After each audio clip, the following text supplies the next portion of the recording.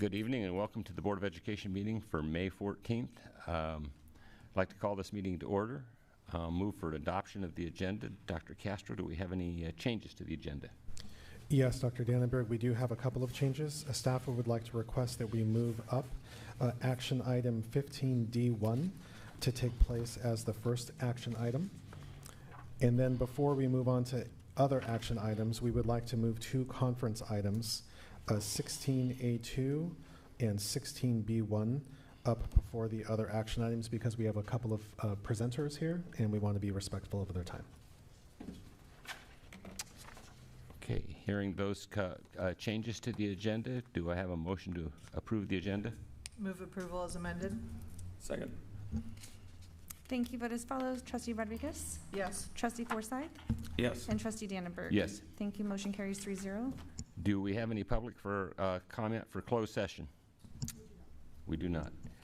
We'll move to closed session shortly to discuss public employee appointment pursuant to Government Code 5495B, the principal of Pacific High School, the principal of Elmhurst Elementary School, and then the public employee discipline, dismissal, release pursuant to Government Code Section 5495-7B.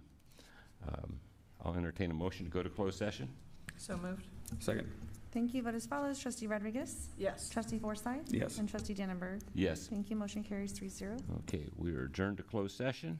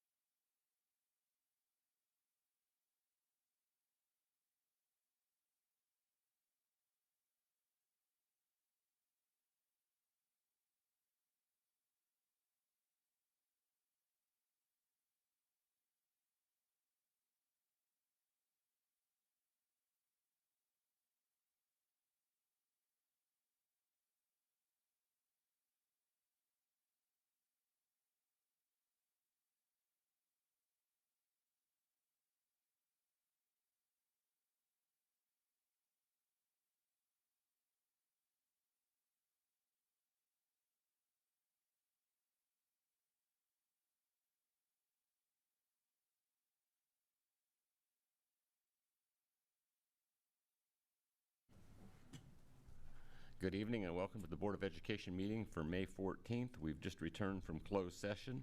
If you'd all please rise and join me in the Pledge of Allegiance. Ready? Begin.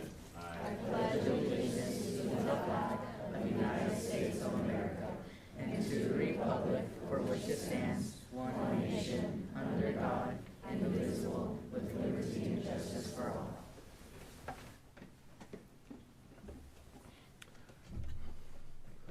Roll call, Ms. Stamm. Thank you. President Dr. Jerry Dannenberg. Here. Vice President Calvin Peterson is absent this evening. Trustee James Forsythe. Here. Trustee Alicia Levere. Here. Trustee Sabrina Rodriguez. Here. Superintendent Dr. Antonio Castro. Here. Student Board Member Davina Miranda. Here. Student Board Member Dan Mendoza. Here. And Student Board Member Emily Sahati. Here. Thank you. In closed session this evening, the Board of Education took 3 actions. The first was a public employment appointment of the principal of Pacific High School. In closed session, the board took action to approve the appointment of Russell Gibbs as principal of Pacific High School. The motion was made by Mr. Forsythe and approved by Ms. Levere, seconded by Ms. Levere. The action was Mr. Rodriguez, yes. Ms. Levere, yes. Mr. Forsythe, yes. Mr. Peterson, absent. And myself, yes.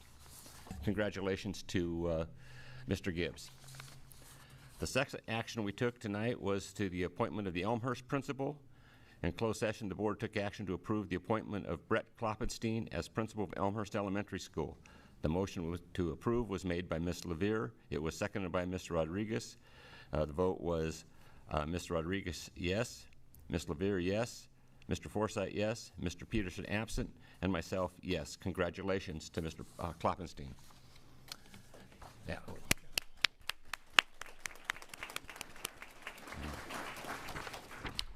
The third action that we took tonight was an employee discipline case. In closed session, the board took action to approve an agreement with employee reference number 117. The roll call vote was as follows. Mr. Forsythe made the motion. Ms. Rodriguez made the second. And it was Ms. Levere, yes. Mr. Forsythe, yes. Mr. Rodriguez, yes. Myself, yes. And Mr. Peterson was absent. And thank you for those. Moving on, we'll move on to good news, a superintendent's report. Dr. Castro.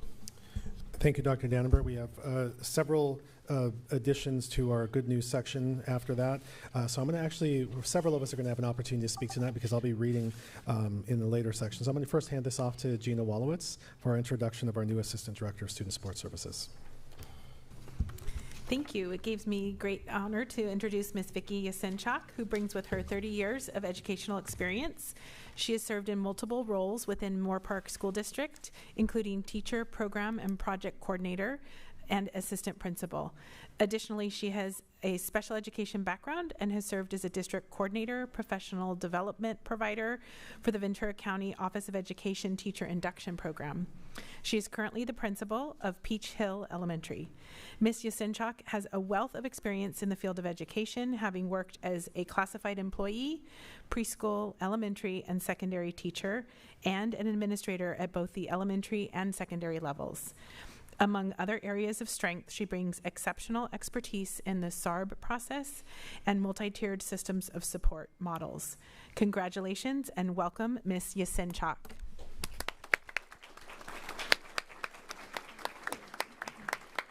Thank you so much. I brought my family, well, some of my family's here tonight, so my husband and my son just made it back from University of Virginia, so out of my 3 kids, I have 1 here. And my 2 daughters and their boyfriends are actually online watching, so they wanted to support me from 2 other states.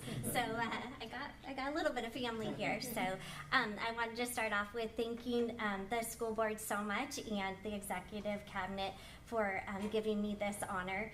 I am thrilled and so excited to begin in Ventura. I cannot wait to have the opportunity to work with the students and serve our families in any way they possibly need. And I'm looking forward to working with all of the sites and the school administrators and teachers and support staff. So again, I'm so humbled and thank you from the bottom of my heart for this opportunity. I cannot wait to get started. Thank you. Congratulations and welcome. Board, Ms. Rodriguez. I just want to say, welcome. You seem lovely. You just radiate such kindness, and we love having you here. Well, thank you very much. Congratulations, and yeah, thank you. We're excited to have you. Yeah, it's wonderful to have you have such an extensive resume, and we're just so lucky to have somebody with your character and also your experience. So thank you. And yes, I'd like to thank you as well, but I'd also like to thank your family for being supportive, because you can't do these jobs without a supportive family. So thank you to you as well. And congratulations, and we look forward to good things. Thank you very much. Thank you. Let's congratulate her one more time. Thank you so much.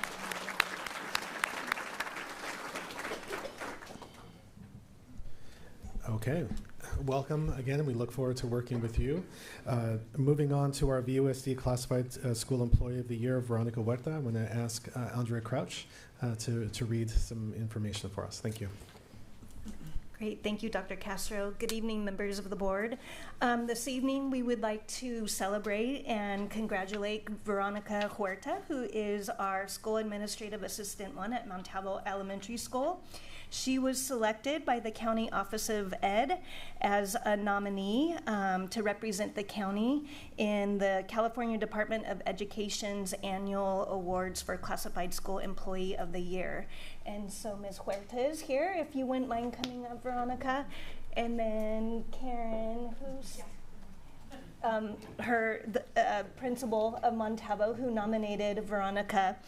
I just wanted to share a little bit about the awards program. And so these annual awards honor the dedicated efforts of our state's exceptional classified school employees. And there are several job categories in which employees are selected, and that is paraprofessionals, clerical and administrative services, transportation services, food and nutrition services, custodial maintenance, security services, health and student services, technical services, and skilled trades. I wanted to read a little bit and highlight some of the wonderful things that Ms. Hoost shared about Veronica. And so she shares, Veronica is a thoughtful listener and is quick to understand the rationale behind any work task. She then takes the initiative to clarify and devise more efficient ways to complete the job at hand. She anticipates problems and solves them before they become an issue. Veronica is the first face of our school. She is welcoming, professional, and helpful to students, families, and staff. She easily navigates a variety of supports, from helping with technology and complicated forms to translating for families new to English. Veronica is an active participant of our PBIS program and works alongside the principal and counselor to make our school a better place. She takes the initiative to foresee the need for planning for a variety of events to go smoothly and successfully. And Veronica, we just wanted to tell you how proud we are of you, and congratulations.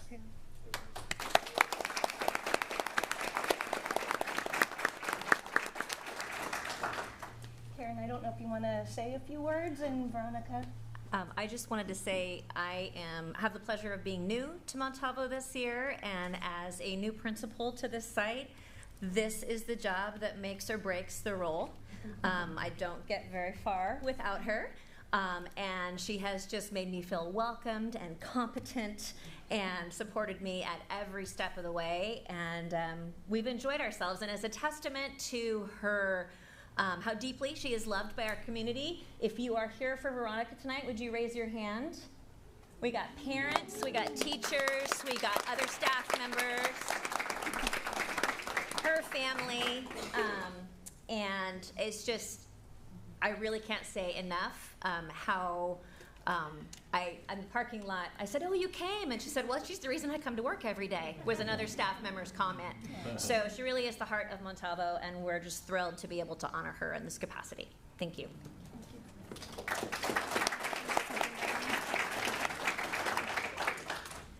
It is an honor to be nominated for this award.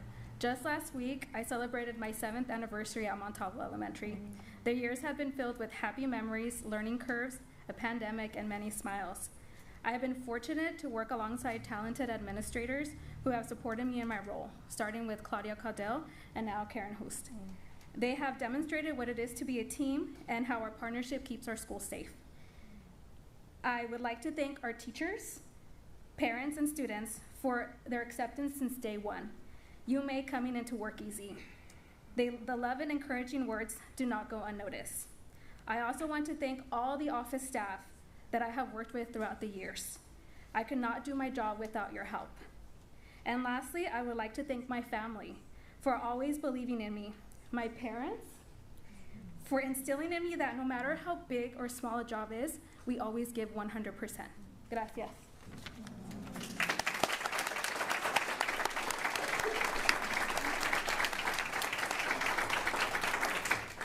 Would you please introduce the family members you have with you? I have my mom, my dad, my sister, my brother-in-law, my uncle, my cousin, and my aunt. Very good.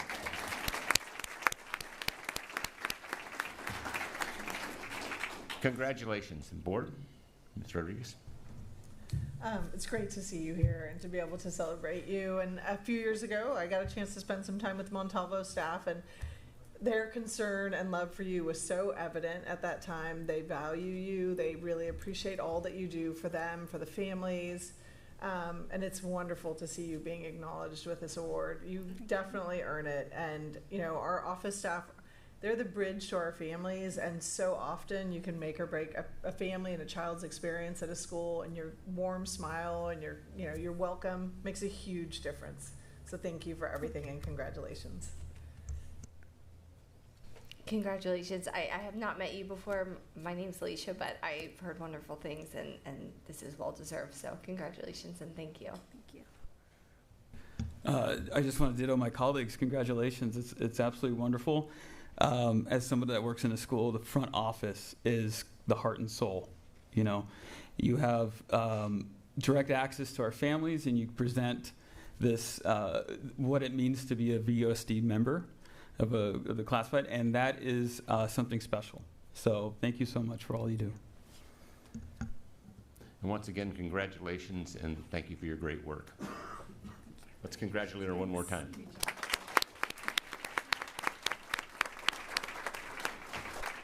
I just want to clarify that the county missed the deadline to turn her in for the state competition. Never fear. He and I have set it up. We're sending it in this time next year. She's just already the de facto winner for Ventura County next year. And maybe at this time we'll be coming back to celebrate her state win. So.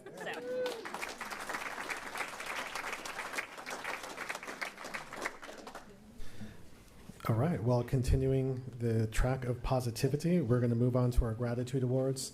I believe we'll be putting on the screen a list of other awardees. We'd like to thank everyone who took the time to nominate a staff member. We have a number of recognitions this month. So we're going to highlight, typically we highlight 3, we're going to highlight 4. The first is a Foothill student, Naomi Schwartz. Naomi is noted to be just a joy to have in the ASB room. She's considered to be a hidden gem. She always gets the job done, open to helping others, is hardworking and determined. So we thank you, Naomi. Next is Stephanie Devericks, teacher at Atlas School. Ms. Devericks sought out the opportunity for students to participate in a multi-district math challenge competition at VCOE. Happened to be there the day before they competed, and they were just so excited to go. So this was the first time that Atlas had participated in that event. 4 students practiced with her after school with her constant encouragement, and that group ended up taking second place as a team thanks to Ms. Devericks' leadership and enthusiasm. Moving on to Tara Schrum. She is a school administrative assistant at El Camino.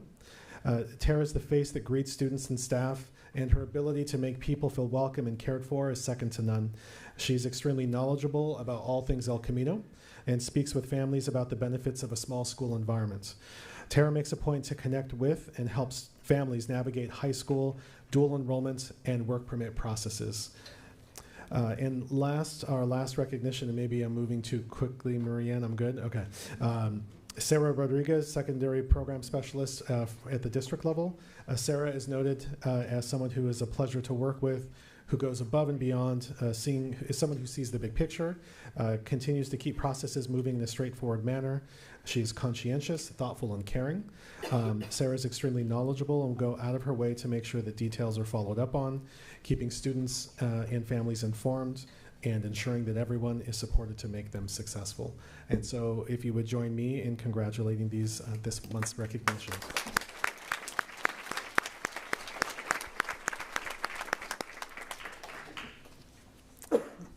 Okay, thank you very much, Marianne. Next, we are going to move on to a new process that we've implemented. The board received some communication from me about the intents of this recognition. We know that highlighting student voice has been an area of emphasis for a year, but one of the things that we haven't really had an opportunity beyond our student board members is to hear from students about some of the amazing accomplishments. We hear about them from adults often, but we actually want to hear from them directly and what the things that they've experienced. And so today we're going to be highlighting two student groups, one from Data and one from Foothill. And so first I'm going to start with the Foothill group. After years of dedicated hard work, thank you for coming to the podium, the Foothill Dragon Press was awarded the National Scholastic Press Association, the NSPA, Pacemaker Award for 2024. Established in 2009, the Foothill Dragon Press is an online-only publication. It is committed to providing the Foothill Tech community with accurate, responsible, thought-provoking, and timely journalism. The NSPA Pacemaker Finalist Award recognizes the cream of the crop in high school journalism programs across the United States. With only 24 high schools earning this prestigious recognition this year, it is unofficially considered to be the Pulitzer Prize of Student Journalism. And so with that, I welcome our Foothill students and staff, and I will hand it over to you. Thank you for being here. I'm going to start. So I never write anything, but I did for you guys, so here we go. Good evening. My name is Yu-Hung Lee. I teach at Foothill Technology High School. This is my 9th year as a journalism advisor of our online-only newspaper, the Foothill Dragon Press. Thank you for recognizing my student journalist tonight. The journalism program at Foothill started officially in 2009 with Melissa Wantz as its founder, and she was truly a pioneer of a fledgling scene called online journalism. At its inception, the Dragon Press was hugely successful for its dedication to high-quality journalism and, of course, having a functional and great website. This was a time when high school newspapers were historically print first, online second, if they even had an online site. 9 years ago, I inherited this successful publication with a legacy of winning during a time when online anything at an educational level was scarce, to say the least. It was a period of time I now affectionately call the Wild West of student online journalism. In contrast, today, online journalism is now ubiquitous in high school journalism programs for a number of reasons, but mainly because the consumption of news is mostly done online. This has made winning awards on a national level incredibly difficult because of the explosive rise of high school student journalism at a public and private level. Lucky me, right? However, we've been very successful in the last 15 years. But this year, year 15, we have been the most successful ever. This year, for the first time, we won the 3 national awards of consequence and importance, what I call the trifecta. Here they are in order, and of prestige and difficulty to earn, and I did bring them for you guys to look at. So this one right here is known as the Student Newspaper Online Distinguished Site Award, SNOW Site Award. This award is based on 6 category assessments. Currently, there are only 49 winners of this award at a national level. 600 schools compete for this on a yearly basis. There might be a few more winners, but this award will close at the end of this month for the school year. Out of the 49 winners, 8 are from California. We earned it on February 13th. This is our first ever SNOW Distinguished Site Award. The second award I want to show you is called the Columbia Scholastic Press Association Silver Crown Award. Oop, that's the wrong one. That's a big one. This one is CSPA. This award was awarded by Columbia University. That's this one right here. Okay, and this award is given by Columbia University. Crown Awards, this is called Crown, is the highest achievement recognition given by CSPA to student digital media for overall excellence. There are 28 Silver Crown Award winners out of hundreds of schools that applied. Out of 28, 6 are from California. In our history, this is our 8th time that we've won this. And now for the big award. This one's called, this is what I'm here, this is what we're here for. This is what Olivia's here for, Mr. Gibbs. This is called the Pacemaker Award. We're extremely proud of this. This is called the National Scholastic Press Association Online Pacemaker Award. According to NSPA, the Pacemaker is the oldest award for scholastic journalism. It has a rich tradition. The association started presenting these awards in 1921. This is the award that the NSPA calls the best of the best. Quick history. Less than a dozen online pacemakers were awarded between 2000 and 2012. Those 12 years, only a few were awarded per year. Since then, however, there have been many more awarded on a yearly basis because of the rising number of schools who have entered this competition. I started in 2015. Again, lucky me, right? Today, it is the most competitive and coveted and considered the most prestigious honor, as Dr. Castro said, the Pulitzer of journalism awards. This year, 12 online pacemakers were awarded in the United States out of 100 schools that competed. 2 of these were awarded to the state of California. In our history, this is our 6th pacemaker and my first, and it is oh so sweet. We are the only school to win all 3 national awards this year in California, the trifecta. To conclude, I want to thank my incredible student journalists for their work, especially my 2 co-editors-in-chief, Olivia Moyad here and Tessa Shinnu, who could not make it tonight. We could not have done this without them, and this great achievement is theirs. They are simply wonderful and amazing. In a time of budget cuts and declining enrollment, you have a program that defies and exceeds expectations, especially with budget cuts to my journalism program this year. I hope you are all willing to help me influence the powers that be to restore lost money to this rewarding and popular program. You will not get diminishing results. You will only maintain a historically high-functioning program in your esteemed district. I really thank you for your time, and I'm going to pass it over to Olivia here. Hello, my name is Olivia Moad, and I was one of the co-editors-in-chief during the 2023-2024 school year. I'm so honored to have been a part of this prestigious program that has won a pacemaker this year. I would first like to say that I am so thankful to have the everlasting support of the VUSD community, as well as my advisor and my co-editor-in-chief, Tessa. This year, I had the honor of watching 42 students pour their hearts out into their articles and outcompete newspapers with hundreds of students. I've not only watched the Foothill Dragon Press persevere through attempted censorship and budget cuts, but I've also witnessed Boyna Speaks and the Cougar Press produce fabulous media throughout their trying times as well. At a recent conference, I heard one of the speakers say that journalism is dying, but I wouldn't necessarily agree with that. And while some news sites are struggling, high school journalism is only growing. As the second most applied to program at Foothill Tech this year, we count on the continued support of the school, parents, and students to continue the legacy and honor of being one of the top news sites in the country. Thank you for this recognition, and I hope VUSD will only continue to promote the wonderful work of all of their high school news sites.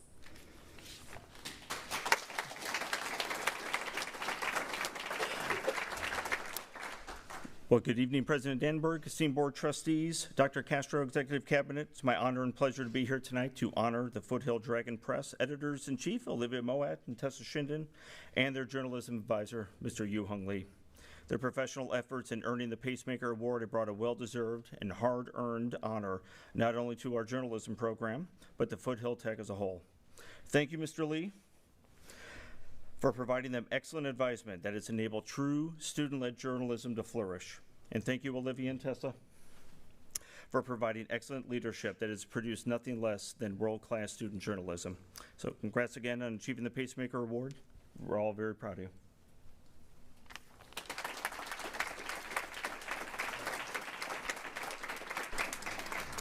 Yes, congratulations, Olivia. And with that, we'll let board comments. Mr. Rodriguez. Thank you.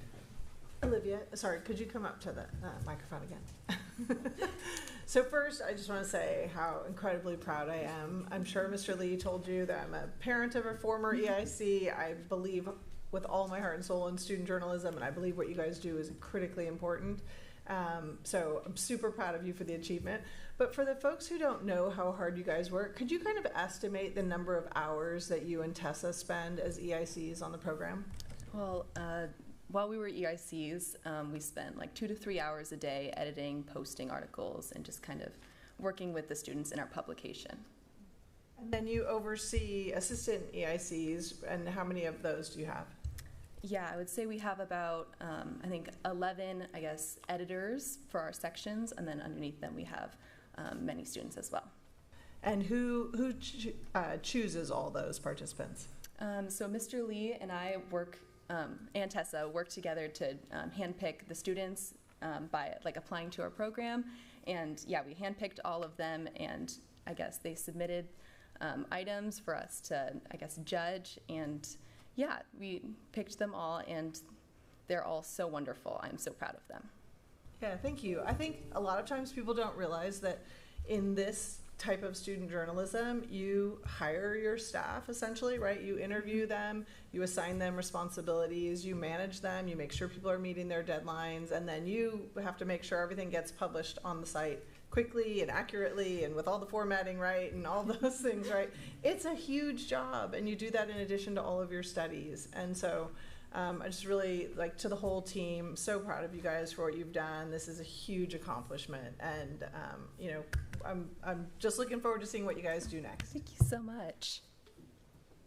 Congratulations, this is well deserved, and I know that what you're doing is really important, and it's really hard. Like Sabrina had said, a lot of hours, and we appreciate you. So thank you. Ditto, well done. Wonderful award. I mean, you guys worked really, really hard. I was a journalism major way back when, and I quickly changed that. I couldn't hack it, but you can, so well done.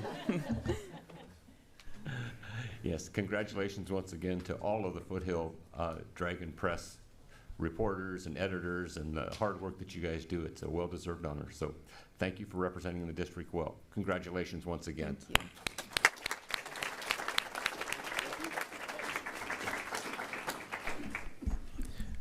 Okay, and transitioning to our second school recognition from Data Middle School. Why don't you work your way up to the podium while I read. Students from Data Middle School, along with 70 middle and high school migrant education students from across Ventura County, competed in the Ventura County Office of Education Migrant Education Program, their 21st annual regional speech and debate tournament at Ventura College. 4 students from Data Middle School representing VUSD came in first place in their Spanish speech competitions and were selected to be part of the 17-student team to represent Ventura County schools at the state level competition. And that took place in Monterey, California. Though the first place trophies eluded them, these first-time competitors at the state level, they were, of course, first-class competitors and represented our school district well, and were recognized by their peers at the state level competition. And so I'm going to turn this over to Carlos Cohen and his students. Thank you for being here. All right, thank you, Dr. Castro. Good evening, Dr. Dannenberg, board president, trustees, and everyone in the room. Super proud of our students at De Anza. Our motto there is navigators lead the way. And our students here, 6th, 7th, and 8th graders, completely led the way by being the 4 students in all of VUSD that went to represent us at the state. And that, thank you, Dr. Castro, for sharing that, and we're super proud of that. I have Miss Daisy Ramirez Simon, Joel Ramirez Simon, and ready, Ronaldo? Toledano from 8th grade. And they're all here. They're going to share their experience, what it was that it took them to get to that level. They spent many hours of their lunchtime and after school practicing. And then we had our staff rally behind them, helping them get all suited up and practice. And of course, they had their wonderful coach, Mrs. Manriquez, helping them. So they're going to share their experience with you. You're going to hear 2 presentations in Spanish and 1 in English. And I'm going to give this to the students because that's what we're practicing and getting them ready for. So I'm giving it to them now. Daisy. Buenas tardes, Cuerpo Ejecutivo del Distrito de Ventura y especialmente al Superintendente Dr. Castro. Mi nombre es Daisy y estoy aquí con mis compañeros Ronaldo, Joel y desafortunadamente Alejandro no está aquí. Tengo el privilegio de estar hablando en frente de ustedes porque participé en el Migrant Speech and Debate Competition. Yo les hablaré sobre cómo fue nuestra experiencia en la regional. Antes quiero decir que estoy muy feliz de haber podido ser parte de esta competición. La verdad, la competencia regional fue muy buena y divertida, y los jueces eran muy amables. Yo y todos mis compañeros logramos conseguir el primer lugar, de lo cual estamos muy orgullosos. También quiero decir que estoy muy agradecida por todo el apoyo que me dieron a mí y a mis compañeros. Mi nombre es Joel Ramírez y me gustaría compartirles nuestra experiencia en nuestro viaje a Monterrey. Haber participado en este programa ha sido una muy bonita experiencia y un recuerdo que nunca podremos olvidar debido a lo divertido que fue. Es un recuerdo que podremos ver en unos 15 años y pensar lo bonito que fue haber participado en este programa. Nuestro viaje a Monterrey fue mucho mejor de lo que esperábamos. Monterrey es un bonito condado el cual se ve muy bello. El hotel fue una maravilla. Una de las cosas que más disfrutamos fueron los cuartos del hotel. Eran muy bonitos, grandes y modernos. Sin duda una belleza de cuartos. Me gustaría agradecerle a mi maestra, Miss Manríquez, por haberme invitado a este programa y también me gustaría agradecerle a mi mamá por haberme apoyado todo el tiempo. Antes de terminar, mi compañero Ronaldo va a decir unas palabras para terminar este discurso. Good evening. I would like to start by saying a huge thank you for supporting us and giving us this huge opportunity of going to Monterrey for a speech and debate competition. I am extremely grateful for this opportunity I had and wish to have many more. I learned a lot from this experience. For example, I learned how to speak in front of people because before starting the speech and debate competition, I didn't know how to. And when I would go in front of people, the nerves would get to me and I wouldn't be able to perform more. However, with the help and support of my amazing coach, Ms. Manriquez, I learned how to, and I will be forever grateful for her teaching me the skill I could later use in life. And as you can see, the skills I picked up from this experience has taught me a lot. Thank you for your time.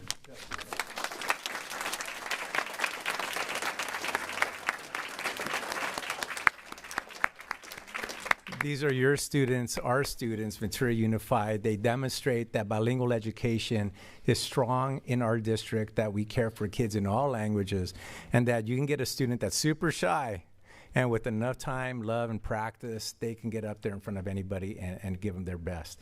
And they couldn't have done that without the dedication of their instructor, their teacher, our coach, Ms. Manriquez. So I'm going to bring her up here really quick. So just to share a couple of things of thanks.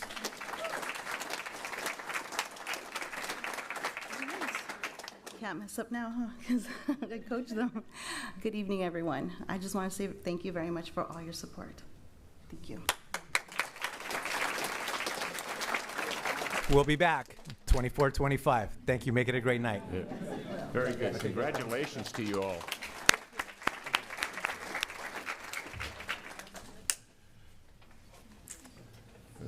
Any board comments? I never pass up an opportunity for comment. Antes de que se vayan, estudiantes, queremos decir que somos muy orgullosos de ustedes por todo lo que lograron y por representar nuestro distrito en la competencia. ¿No? I just wanted to say to the students that we're really proud of them and grateful for the representation of our district. What they've done and shown in their own personal growth is something really special, and so thank you for coming here. And did you bring any family members with you? Do you have family with you tonight? Do you want to have them stand?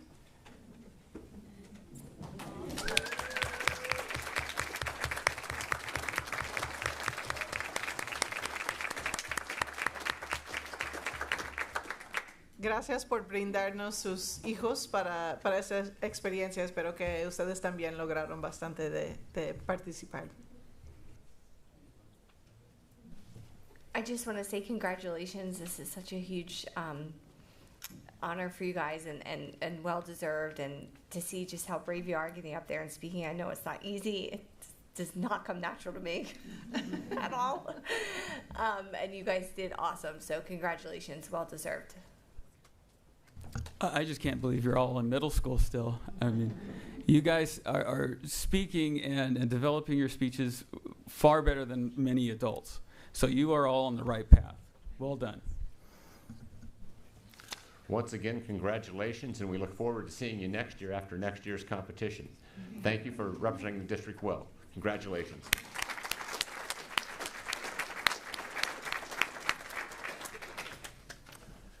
Okay, now it's time for our student board reports. Davina?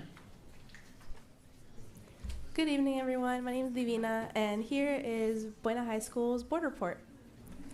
So first off, we had our prom on the 27th of April at the Ventura Music Hall, and the theme was Under the Floating Lights, which was a nice little nod to Tangled and Rapunzel. It was really cute.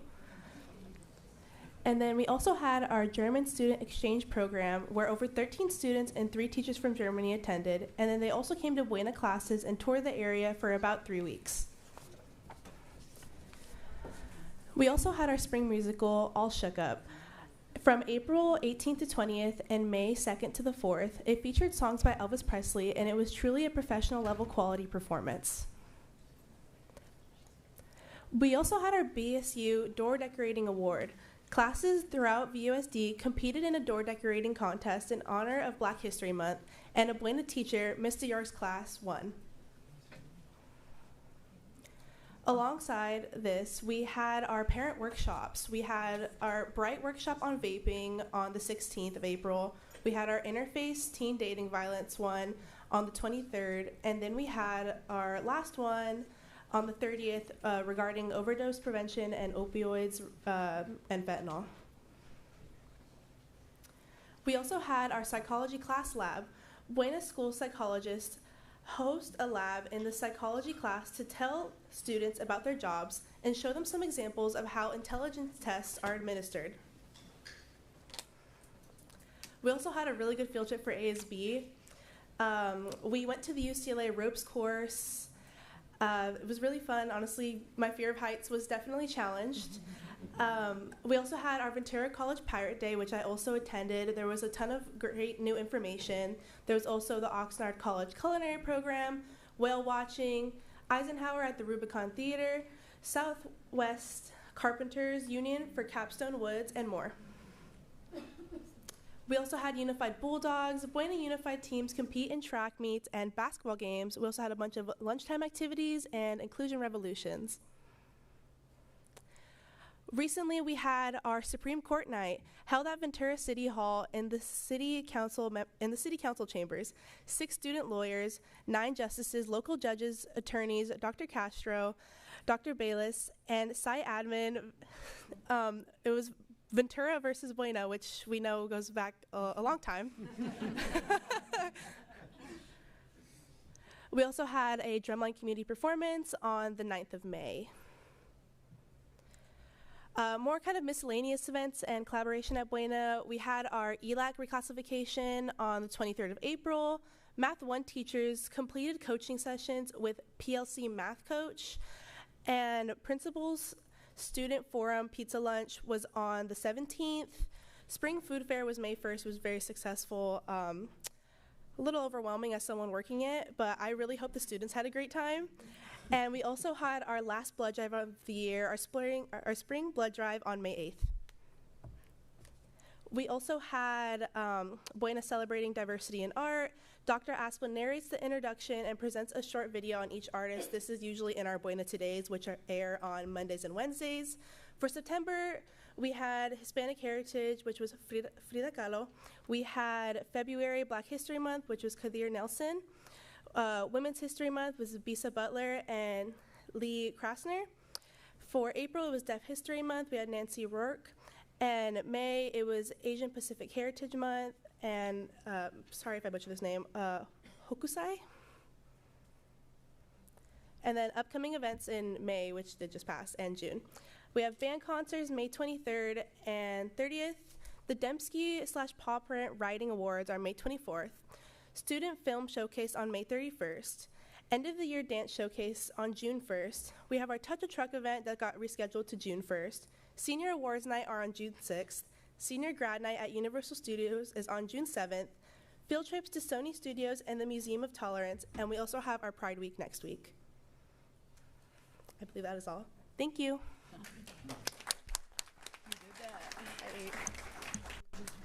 Okay, Dan? Good evening, everyone. I hope everyone's doing good, and let's just catch up on April and May's highlights on Pacific. Now, for our enrollment update, we used to have 180 students, and now we have 234 students, and that's a lot of sharks, you guys. Now, next slide, please. Now, moving on to our quarter 3 Renaissance, we had 137 students make Renaissance, and Evie Petit made 51.5 credits. Sam Brizuela made 48.5 credits, and lastly, our top shark, Adriana Rodriguez, made 53 credits. Next slide, please. Now, Pacific had a field trip to Santa Barbara. They attended the Art Museum, and a lot of students came back talking about the statues. And they as well talked about how Santa Barbara's museum is to integrate art into the lives of people. They attended the Lead Better Beach and Santa Barbara City College. Next slide, please. Now, Pacific had their first ever coast trip for 18 PHS students. You guys see this hat right here? I got that at New York, but hold up. On Monday, we departed from LAX, and the next day on Tuesday, we landed in Washington, D.C. A couple of us got red flag. And two of our students that went to the trip are here. They know what's up. They know what happened. And Tuesday through Thursday, we stayed in D.C., and on Thursday afternoon till Saturday afternoon, we stayed in New York. Next slide, please. Here are a couple pictures of our sharks being out and about in Washington and New York. Now, there's a whole list. There's a whole list on things we saw, but my top favorite could never go wrong. It was the Broadway show, The Six. It was a play about the 6 wives of Henry VIII. But you guys, I do want to say that not just was the Broadway show the best part about the whole trip, but also being able to capture it and see my friends and peers get to experience going out into the world for the very first time for some of us. And for some of us like me, I finally got to experience how diverse New York really is and how, being on a plane really feels like. The turbulence on it, though, not good. I didn't like it. It was insane, y'all. All right, next slide, please. Now, we had Teachers and Staff Appreciation Week, and thank you to our Rotarian friends and PHS Wellness Centers for hosting a wonderful week of appreciation. Now, next slide, please. Now, May is Mental Health Awareness Month. Our Wellness Center gives a huge thank you to Dr. Castro and Board Vice President Peterson for visiting our Wellness Center. And this Friday, next slide, please. This Friday, Pacific is having prom. The theme is Enchanted Forest. You guys, I'm wearing an all-black suit. I don't know if that's really, really all like, but we're doing it. We're doing it. And it will take place at the Ponceria Pavilion at 7 p.m. And lastly, next slide.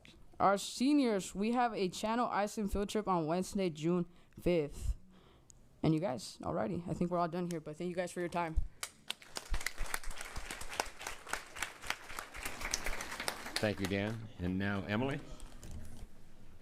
Good evening, VUSD board members, staff, and viewers. This is Ventura High School Spring Recap, and today we will be highlighting culture and climate and student achievement.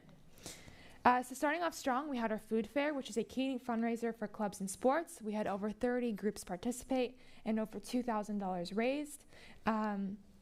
We had our Arab Heritage Month event where we served falafel, hummus, and pita for students in April, provided by Santa Cruz Market. We served over 200 students, and this was an opportunity to showcase Arab culture on campus. For athletics, I feel like every time I'm here, there's always a new national record broken, so I'm proud to announce that the VHS girls team had a national record at the Mount Sac Relays with a time of 11:21 for the DMR.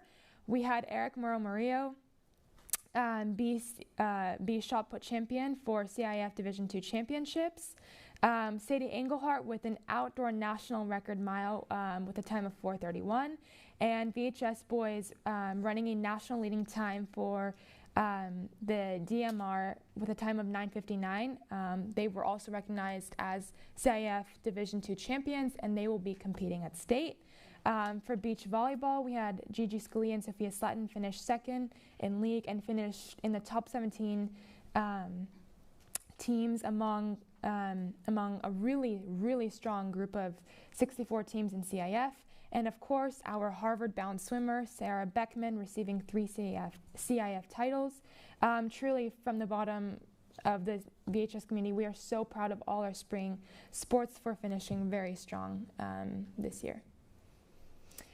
This is a personal favorite. So this is a new tradition. We had our annual baile with bandas and food. A huge thank you to Mecha and Latino Rights Club for selling food and the support of PTSA for providing water. This was an event open to Buena, Pacific, and Foothill students. We had multiple bandas perform, and over 400 students attended this event. This is also super, super exciting. Our spring tour kicked off in Nashville this year. We had over 100 students attend, and our music department is known nationwide for being very, very strong. So our string and ensemble groups received superior ratings with the highest honors, and they will be recognized in a city council meeting next month in June. I was able to attend the spring musical. So we had our spring musical that just wrapped up. That was Willy Wonka, and our spring showcase that happened this past weekend. Congratulations to all our drama and music students for an excellent production. VHS is really lucky to have such talented stars on campus. This was also a really special send-off because our head of our drama department, Stephanie Rossiter, will be retiring and will be handing off the department to Miss Smith. So super talented students, great set, stagecraft and tech did an amazing job. So next year, if you guys get the chance, this is an amazing production. And last but not least, we have some really fun events coming up. We have prom this Saturday at the Ronald Reagan Library.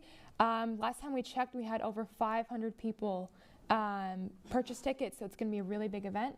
And the theme will be Dancing in the Moonlight.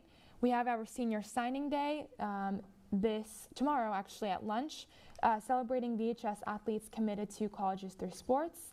We have our Sadie's Dance on the 31st in the Tuttle Gym. That'll be rodeo themed, and senior awards night June 3rd, recognizing incredible students, top athletes, and scholarship recipients inside the VHS auditorium. And last but not least, graduation will be held on Thursday, June 13th at 3 p.m.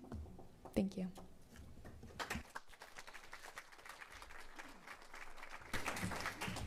Thank you to all of our students for your fine reports.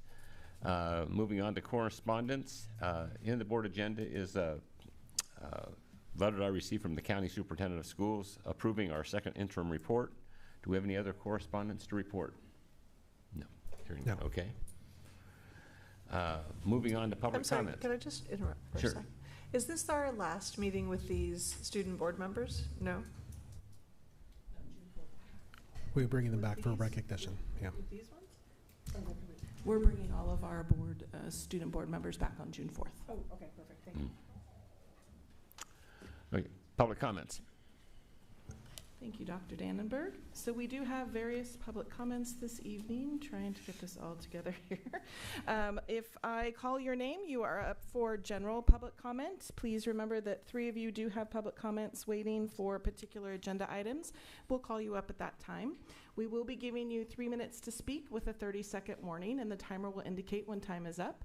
Please remember our civility statement. At this time, the governing board recognizes the impact that civility has in the effective operation of the district, including its role in creating a safe and positive school climate and enabling a focus on student well-being, learning, and achievement. The board believes that each person should be treated with dignity and respect in their interactions within the school community. The board understands that the First Amendment provides strong protection for speech. However, the board expects that all speech, expression, and action will follow the norms of civil behavior on district grounds, in district facilities, during district activities, meetings, and events, and in the use of district electronic, digital systems, and platforms. Please remember that this meeting is streaming live, and we do have many students that attend and watch our meetings, so please keep language as respectful as possible. Please note that the microphone at the podium has been calibrated, and there is no need to adjust. Just speak right on into it. So our first speaker, and I'm getting our timer up here, will be Miss Ashley Pope, followed by Kirsten Kroll.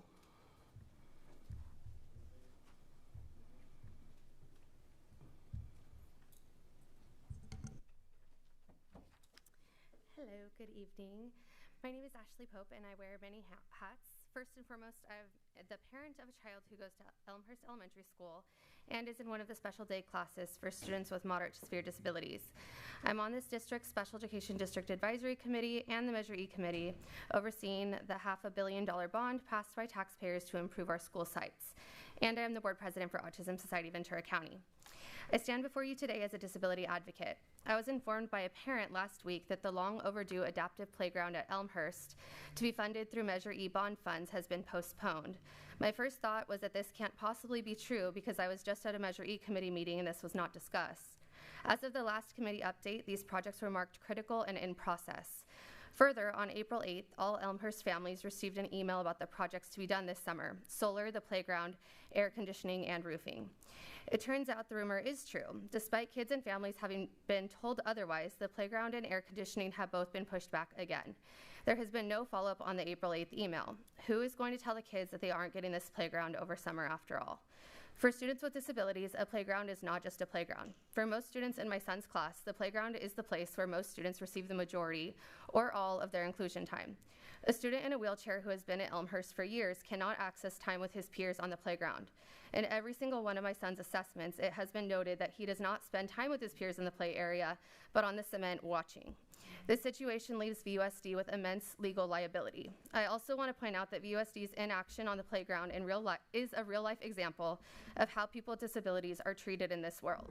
I wonder, do kids in general education settings note that their friend in a wheelchair doesn't get to play? Are we normalizing this horrible dynamic at a young age? What projects could possibly be taking priority over an accessible playground in a school that serves our students with disabilities? Air conditioning is just as urgent. Elmhurst Elementary School is the only elementary school in this district that serves students with moderate to severe disabilities. Many of these students are medically fragile and should not be spending long days in hot classrooms. In my son's 7 years at Elmhurst, there have been several days that we kept him home from school because it's too hot in the classroom. This is unacceptable. I hope that VUSD will step up in transparency and action for these kids because it's long overdue. Thank you for your time.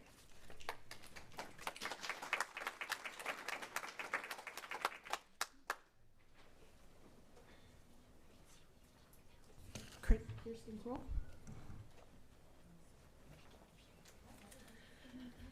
Hi, I'm Kirsten Kroll. Thank you for taking the time and letting me speak for a few minutes. I want to bring awareness to epilepsy and seizures amongst the students and the public in the community. My daughter has severe epilepsy. She is not a student anymore. She's graduated. However, she did go to middle school in the VUSD and did suffer epilepsy and seizures while she was at school.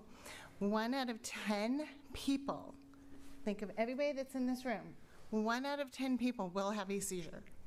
1 out of 26 will be diagnosed with epilepsy. What I'm doing, because my daughter had a couple epic fouls at school, back when she was in it, I'm bringing epilepsy awareness in the form of training for the teachers and staff at all the schools for free. So I would love your blessing and come to me anytime to schedule any trainings that you want for that. People without special needs have seizures. Like I said, 1 out of 10. It's amazing.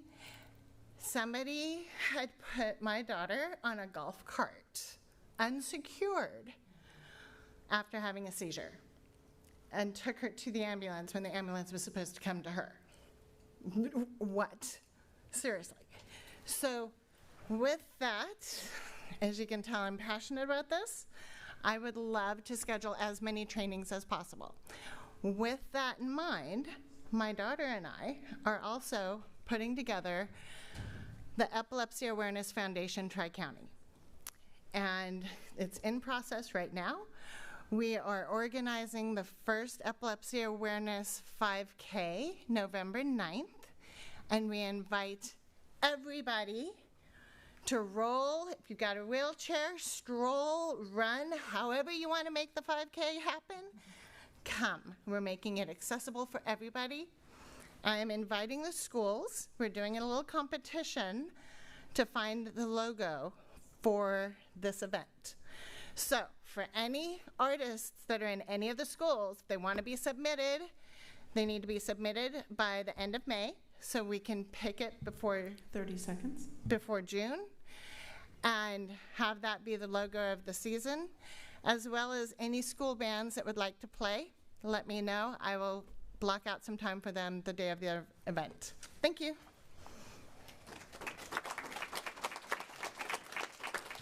Dr. Dannenberg, that's all we have for general public comment at this time. We do have comment on agenda items, the first one being 14C when we get to that. Excuse me, Madam Secretary. Thank you. I do have a general comment. Is that possible? Dr. Dannenberg, normally they have to present their public comment card prior to starting, and it was not there. How would you like me to proceed? What's the wishes of the board? Shall we? We'll hear from him.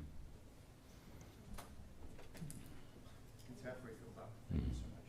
Go ahead and go on up, and I'll go ahead and This is Stephen Weed for open public comment. So it's half scribbled there. Sorry about that.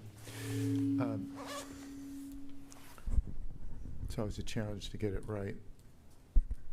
Okay, sounds better. Good evening, Board and Dr. Castro and staff members. My name is Stephen Weed, and seems like it's been a long time since I was here, but I always make it an effort to update people about activities that I'm involved in. Last year I talked with you about One Legacy and a curriculum for organ and tissue donation that has been approved by State of California for use in health classes. Well, things kind of dawdled along, and One Legacy has now officially revised that curriculum. So I'm very excited about it. I haven't seen it yet, but hopefully that will be ready for next year. One of the other delays has always been the number of volunteers that can actually come and present should teachers decide to have them come in as guest speakers. So there's good news on that front too. But I did want to let you know that we've had incredible support. Well, I've had incredible support, you know, from Cameron and from the other people in the curriculum development department. And so I'm hopeful that as we have a chance to fit that in our schedules next year, that we can speak more, you know, genuinely about what's available. I did have opportunity to present as a guest speaker in one of the anatomy and physiology classes at Ventura. I was going to look up her name. I believe it's Ms. Sovich. Wonderful lady, very supportive, good class, and that's the type of thing that I personally would like to do more. One Legacy and myself have also worked with the Oxnard Union District to work with health fairs, as well as being guest speakers there. So again, given enough time in the day, we can work with you again next year. Thank you so very much for your support. Thank you. Before we go on to our public hearing notices, our student board members, you're welcome to leave if you need to. I know it's a very busy time of year for you, but you're welcome to stay if you like to. Okay.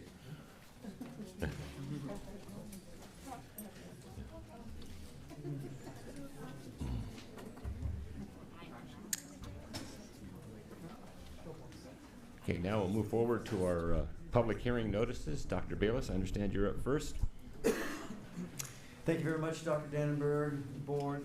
This is a notice of public hearing regarding the 2024-25 Local Control Accountability Plan, the LCAP. And I'm just, again, reading from the script here. A public hearing to review the LCAP will be held June 4th, 2024 at 6 o'clock p.m. at the Ventura Unified School District Education Service Center at the boardroom here, 255 West Stanley Avenue, Suite 100, Ventura, California 93001. The public hearing is being held to solicit input and comments from the public regarding the 2024-25 LCAP. The LCAP will be on display for public review from May 29th, 2024 to June 4th, 2024 at 255 West Stanley Avenue, Suite 100, Ventura, California 93001, or on the district website. Thank you. Thank you. Dr. Mirza, you have a couple also. Good evening, Dr. Dannenberg. This is a notice of public hearing regarding 24-25 fiscal year proposed budget, and a public hearing will be held June 4th, 2024 at 6 p.m. or as soon as thereafter as convenient at 255 West Stanley Avenue, Ventura, California 93001, or via public streaming available at www.venturausd.org/board-meetings-live to review the 24-25 proposed budgets. The public hearing is being held to solicit input and comments from the public regarding the 24-25 budget. The budgets will be on display for public review from May 29, 2023 to June 4th, 2024 at 255 West Stanley Avenue, Suite 100, Ventura, California 93001, or on the district's website in the Business Services section.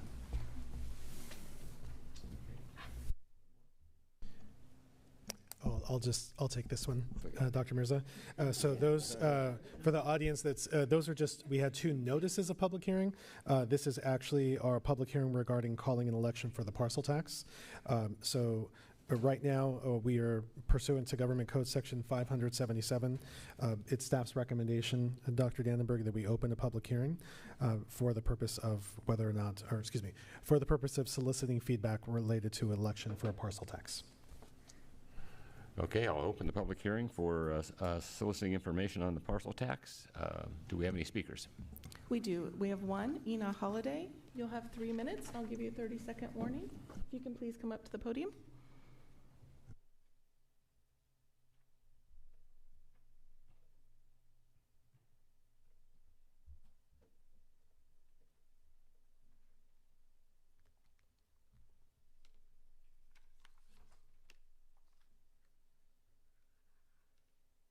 Good evening. My name is Ina, and I am a parent of students in the district. At the school board meeting on April 16th, I spoke about the request to levy an education parcel tax. I found it interesting that my use of the word temporary was singled out by the gentleman, John, who presented the 2022-2023 audit report. A parcel tax that is created for a duration of 4 years is not a permanent tax. Therefore, temporary is the logical deduction by any community member who does not work in auditing. As a parent, I want what is best for my children. I believe that a good education is important for them. I do not believe that taxing us more is a solution to a better education. Board members have talked about attracting quality candidates to the school district with the parcel tax. Why is the board asking for a parcel tax to cover the salaries of personnel that will be here for longer than 4 or 8 years? When the time is up on the parcel tax and the voters do not approve of another one, what will become of those new hires? Are you just going to fire them? Or will us voters be guilted into voting to approve another temporary parcel tax for their inflated salaries? If you hire more personnel with a parcel tax, then you become dependent on that tax in order to keep those personnel.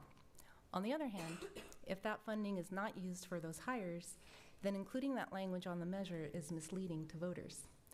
In that case, using favorable language to garner votes is deceptive. The district should advocate for training current personnel into qualified and experienced candidates for positions. That would not require as much funding. The board has expressed praise for the employees in the district. Why not foster those employees towards the quality level you want? That would certainly benefit everyone in our community. Increasing spending during these difficult economic times where families are having to pay more for groceries, gas, housing, utilities, and just about everything else will make our lives more difficult.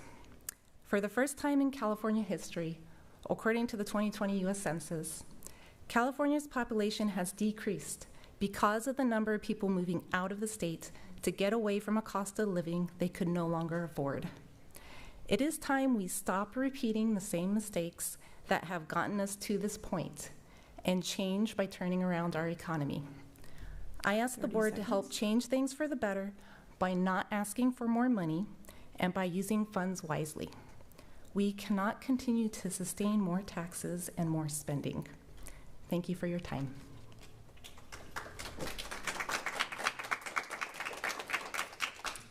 Those are all the comments that I have. Next public comment would be for 15D1. Okay.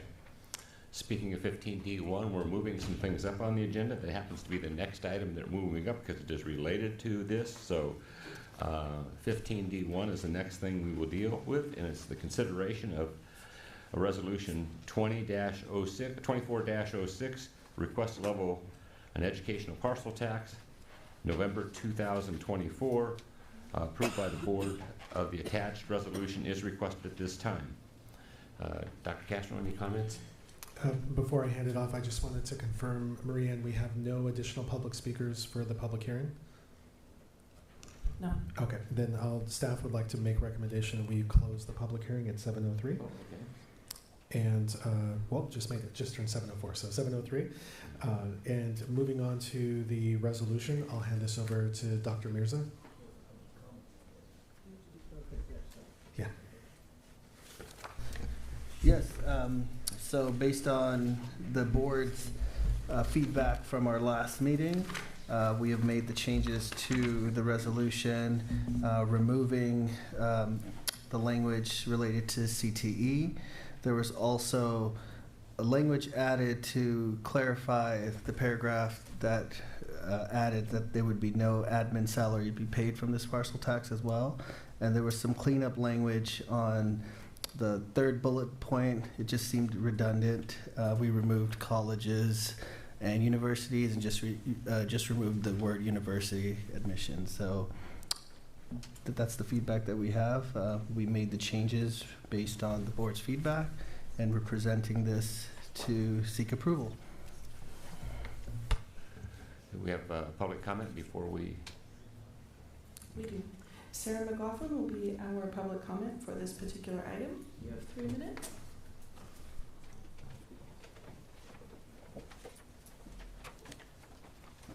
Hello, everyone. Good evening. I stand here today as a longtime VUSD parent and a teacher. I have a profound sense of duty and responsibility toward the future of our community.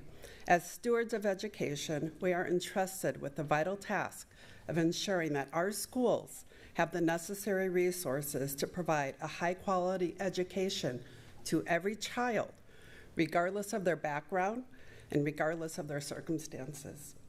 Today, I come to advocate for a measure that I believe is crucial for the advancement of our educational system: the placement of a parcel tax on this ballot. The challenges facing our schools are numerous and complex. Despite our best efforts, we continue to grapple with budgetary constraints. It is imperative that we take action to address these challenges head-on, and a parcel tax represents a meaningful step in the right direction. A parcel tax is a local solution that empowers us to take control of our destiny rather than relying on unpredictable state or federal funding. I understand that asking for additional taxes is never an easy decision, especially in times of economic uncertainty. However, I firmly believe that the benefits of a parcel tax far outweigh the costs. Investing in education is not just a moral imperative, it is a sound economic investment that yields dividends for generations to come. By supporting this measure, we are investing in the future leaders, innovators, and citizens of our community. Thank you. I appreciate the consideration. Thank you. I'll entertain a motion to approve the resolution.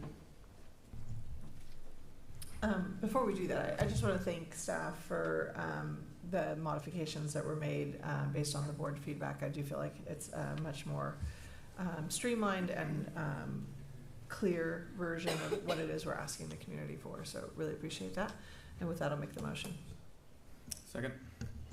Thank you. Vote as follows. Trustee Rodriguez? Yes. Trustee Levier? Yes. Trustee Forsythe? Yes. And Trustee Dannenberg? Yes. Thank you. Motion carries 4-0.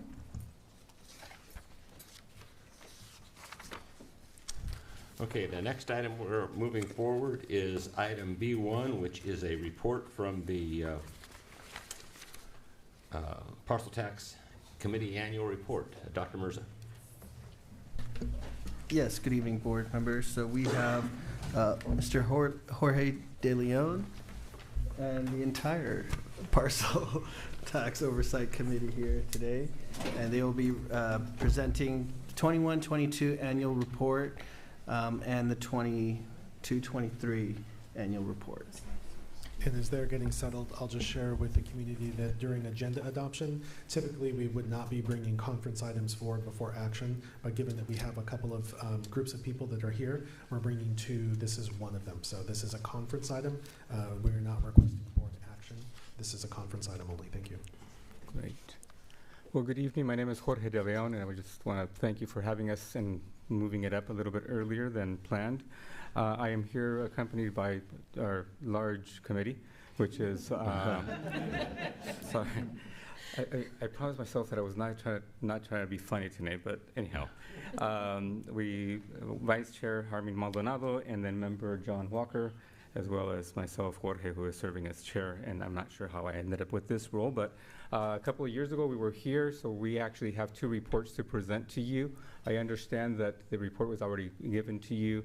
I would like to acknowledge that Ms. Maldonado here has a phenomenal eye, and our role is not to audit the report, is just to make sure that that the spending was done according to what the parcel tax that was approved.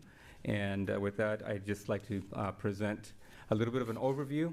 Measure H was passed in 2020 by Ventura voters, extending that yearly tax parcel assessment of $59 per parcel per year.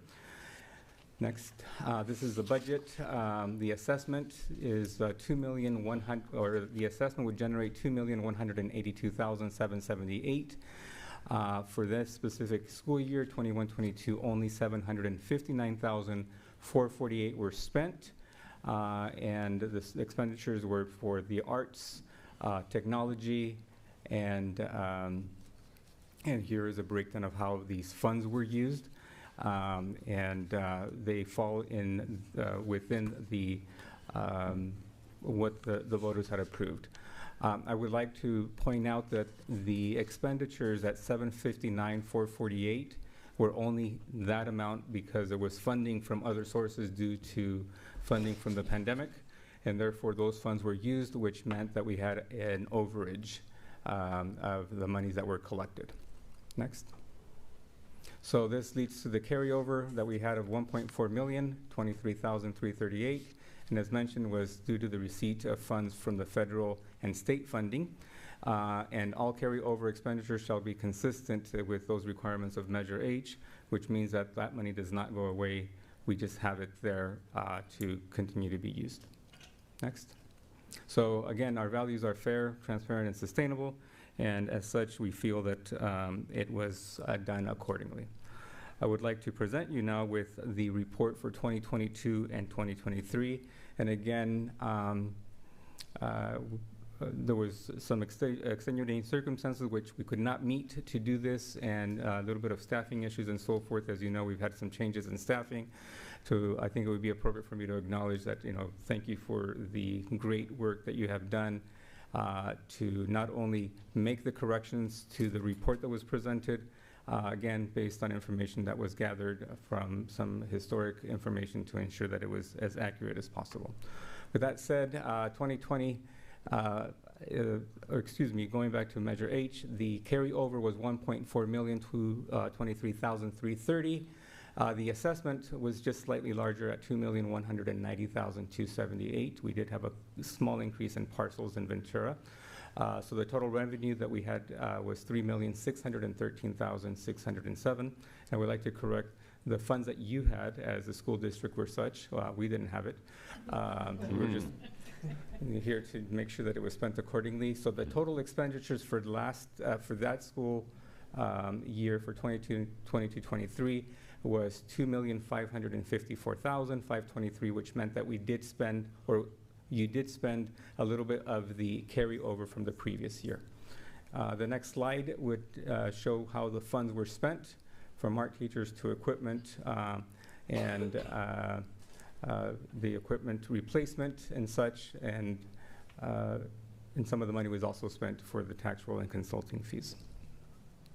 With that said, I believe that the report was very thorough as far as showing how the monies were spent, and I believe that there is a little bit of a carryover that has to be spent before the end of the school year is over. So if you have any questions, I just wanted to thank you for giving us the opportunity of presenting.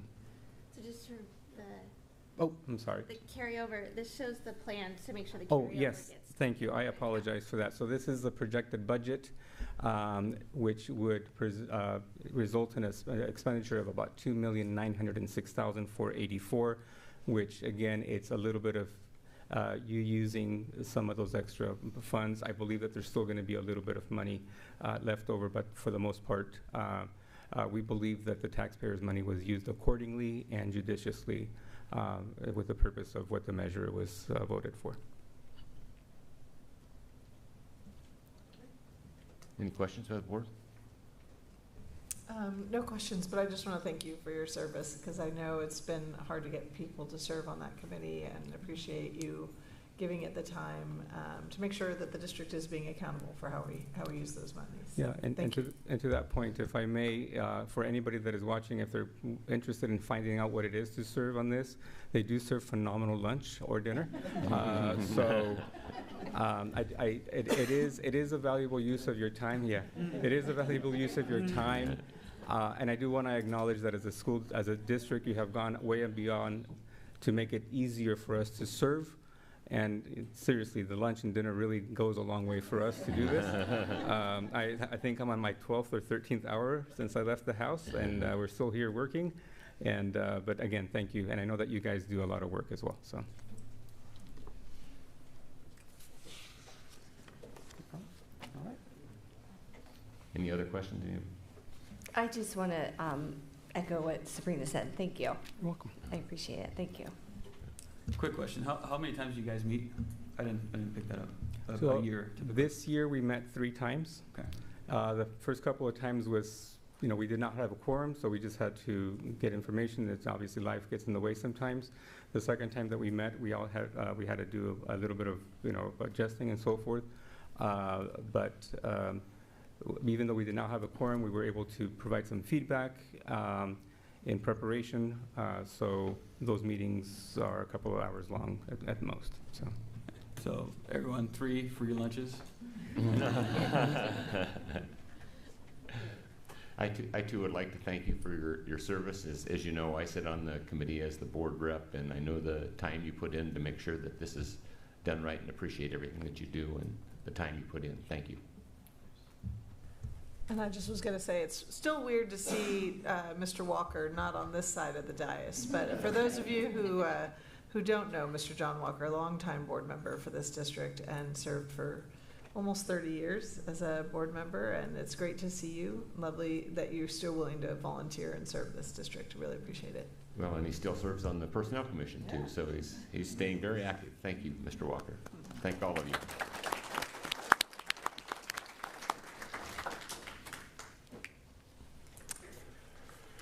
Okay, the next item we're moving up is 16A2, which is the report on our wellness centers. Dr. Castro. Thank you, Dr. Dannenberg, and I will again, real quickly, move this over to Dr. Bayless. Yes, it's my pleasure to introduce to you the primary facilitator and visionary behind our wellness centers, and that's our Director of Student Support Services, Maria Lizaraz. So I'll invite her up to the front to, she's already here, isn't she? I'm already here. Wonderful. And just want to thank all of the students and wellness center counselors who are here. Maria, take it away. Okay. Well, thank you for the opportunity. First of all, good evening, and thank you for the opportunity to present on our VUSD Wellness Centers. I want to just express my sincere gratitude to our exceptional wellness counselors and our wellness peers, especially for the ones that are here tonight. With further ado, I will invite Jennifer Durkee. She's our wellness counselor at Ventura High School, who will begin the presentation. Good evening. Thank you guys so much in providing this opportunity for us to showcase our wellness centers and give you a little bit of a deep dive on what we do every day, and especially highlighting Mental Health Awareness Month with this May.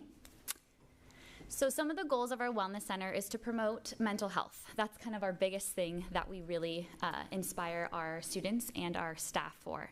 We work with prevention and early intervention, increase access to health care, peer support and community, reduce stigma on mental health, enhance life skills, promote a healthy lifestyle, crisis management and response, and partnerships and collaboration. So the rationale for Ventura Unified School District's Wellness Center initiatives come from LCAP survey, the California Healthy Kids survey, and counselor feedback. And what we found with those surveys and different types of avenues is that there need to be a better global way to address concerns about students' mental health, and they need to improve students' access to mental health services. And that's why wellness centers are here. So we work together with VCOE, that's who we are funded through as well, not just from VUSD, and they provide an opportunity for collaboration amongst all high schools and then now starting middle schools as well. So it gives us an opportunity to not only branch on our own schools, but to collaborate together and really be pivotal within this entire district. So each one of my colleagues and their student representatives are going to be speaking a little bit about their wellness centers at their school and awesome things that they're doing. Good evening, everybody. My name is Alex Saenz. I'm a senior and the lead wellness peer at Ventura High School. We are The Den.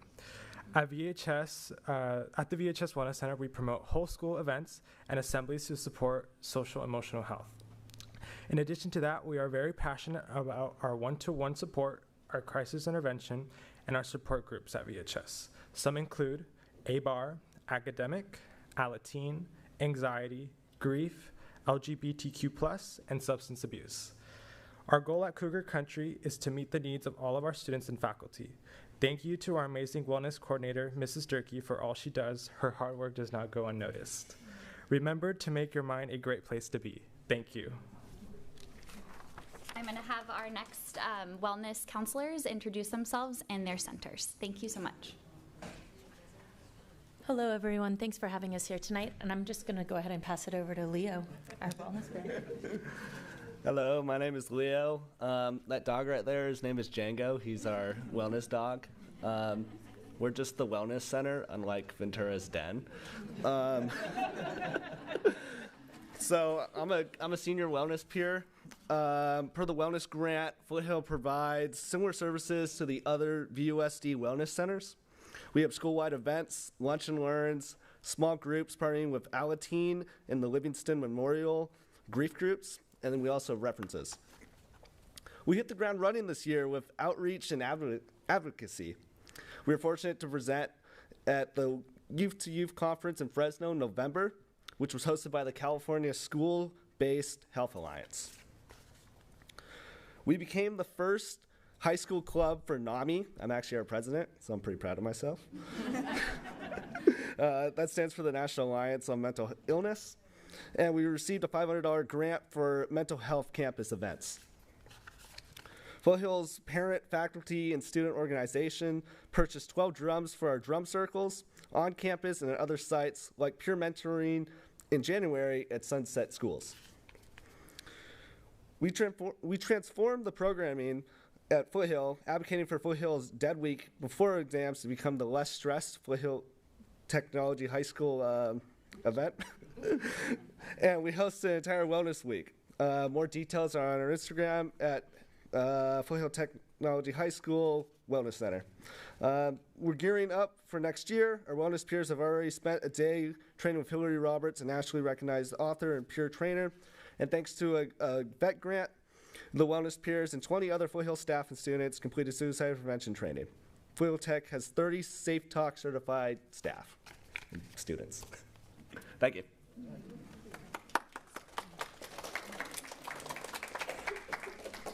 Good evening, everybody. My name is Ana de la Cruz. I am the wellness counselor at Pacific High School, and with me I brought 3 amazing wellness peers, Dan Mendoza, Haley Hernandez, and Nina Anguiano. Come on up. You guys, the only thing I was worried about is just actually reaching. I was like, damn, I'm short for this. But good evening, everyone. My name is Dan Mendoza, and I'm here today to speak on Pacific's Wellness Center and how it's something we're so excited and proud to have. Our Wellness Center has brought me and other people closer and has brought new friends, new ideas, new opportunities, but mainly it's brought a place for others to feel safe. And my friend here is going to finish. Hi everyone, my name is Nina Anguiano and I'm here to represent the WAVE at Pacific's Wellness Center. We welcome drop-ins and appointments with Ms. Dela Cruz, Rosemary, peer-to-peer support, and our social worker, Henry. We also offer many different support groups such as self-care, teen intervene, and anger management. A few of our many highlights of the year are Love on a Leash, which come every other Wednesday, and our mental health awareness fair, which students had access to community resources. Thank you for your time and continuous support of the WAVE at Pacific High School. Hi, I wasn't supposed to say anything, but I was just here for emotional support. But our wellness center has such an amazing impact on me. I have been there since the beginning because I went there last year and then we barely started it this year. But our peers are amazing. The trainings that we went to have had a lot of impact on me personally and of all of our wellness peers. The first semester of our school year, a lot of our wellness peers graduated, but they all have grown in such amazing ways. And I just see, like, my wellness peers, they have grown in many ways. Thank you, sorry.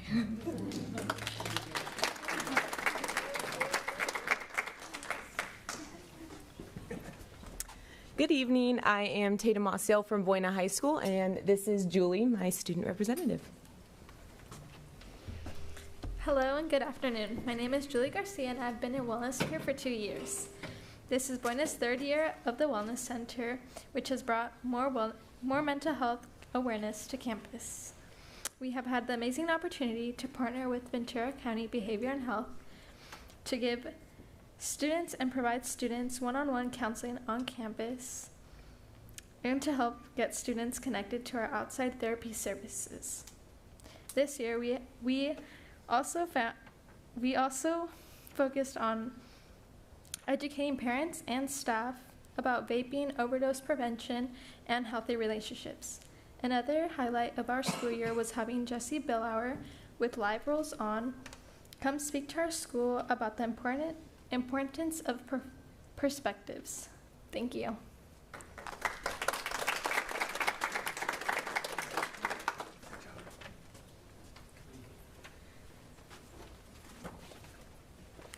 Good evening, everyone. I am Myra Cabrera. I am the wellness counselor at Balboa Middle School, where we prioritize the well-being of our students. We do many things in the wellness center.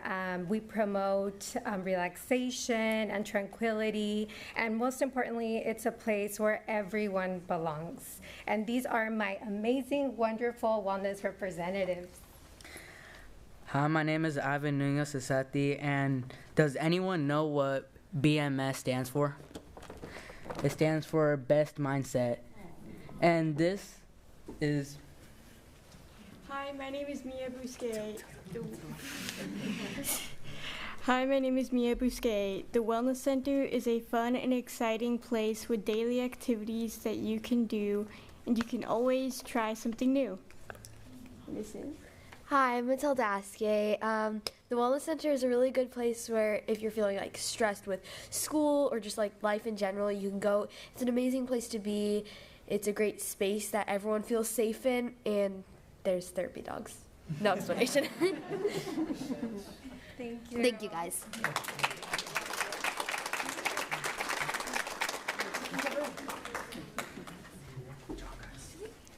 Hello, everyone. My name is Debbie Freeman, and I am a counselor in the Wellness Center at Anacapa. We call it our Rincon Room, and I've been here all year.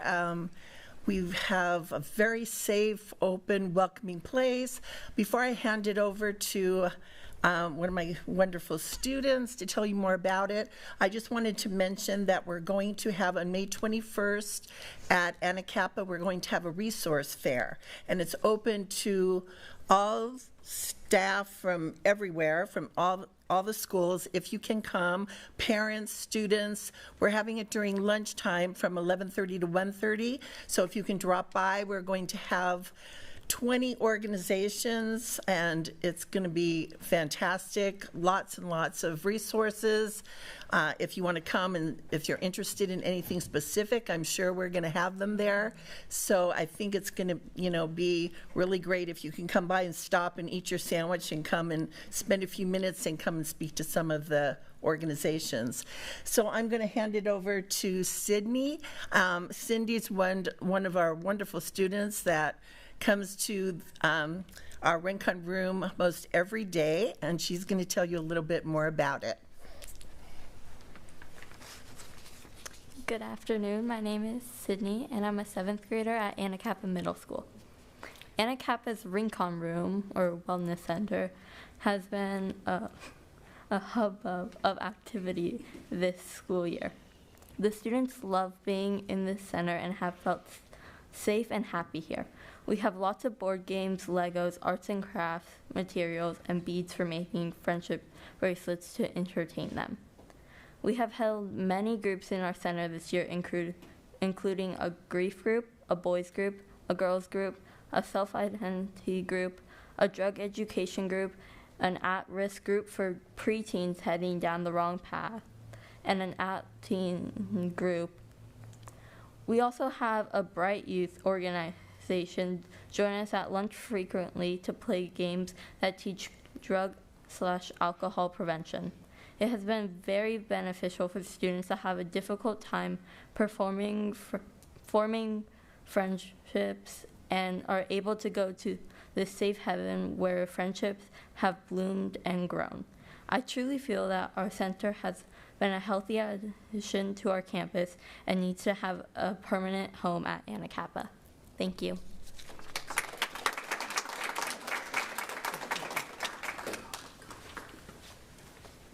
Hello everyone, I'm Emmanuel Perez. I'm the Wellness Center Counselor at Data Middle School. And here we have 3 of my students that are representing for us. They go to the Wellness Center every day, and I call them my comadres because they help me to be very welcoming and inviting to all their students. I'll let them take over. Hello everyone, my name is Camila Rea and I am here with my friends Araceli Madrano, Isabella Rodriguez, and obviously my wellness counselor, Mr. Perez. Thank you for allowing us to speak to you about the Oasis Wellness Center at Data Middle School. It offers one-on-one check-ins, group lessons, and restorative conferences, tutoring, host clubs, parent-teacher conferences, and much more. The Oasis Wellness Center helps with social and emotional development and offers various resources for everyone. There we can learn more coping skills and build resiliency for different life situations. Most importantly, it provides space for all to access healthy outlets and positive conversations. For us, the Wellness Center is a place where we can hang out, feel safe, and I'm sure many other students feel this exact way. We feel very welcome there, and there are multiple things you can do in the Wellness Center, such as play board games, watch TV, finish homework, and just in general connect with other students. We can be ourselves and not feel judged. We all feel that it is always a friendly and calming environment. Mr. Perez is very kind and always has a smile when greeting you. He is part of what makes the Wellness Center so great. Thank you.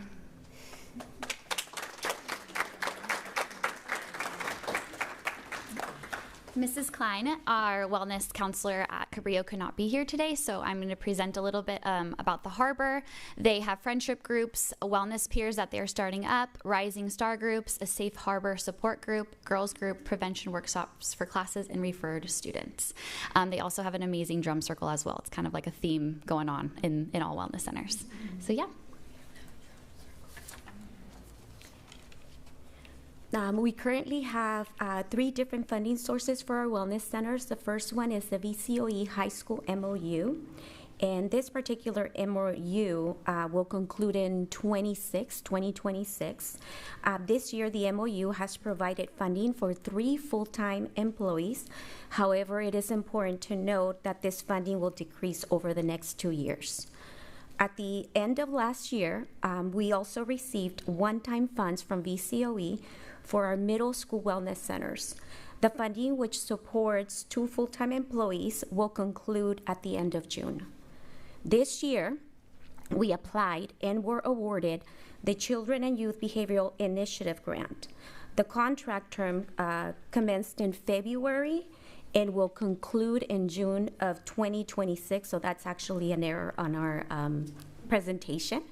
The funding will be augmented for the upcoming fiscal year and will decrease in the subsequent year. And we can go to the next one. Our wellness centers have been actively engaged with averaging visits recorded as follows. As you can see, Buena has 155, Foothill at 145, Pacific 100, Ventura 145, Anacapa 225, Balboa 270, Cabrillo 250, and Dianza at 300. And then we just, again, are so grateful for the opportunity to serve our students through the wellness centers, and sincerely appreciate all of the support that has enabled us to expand and enhance services. So thank you.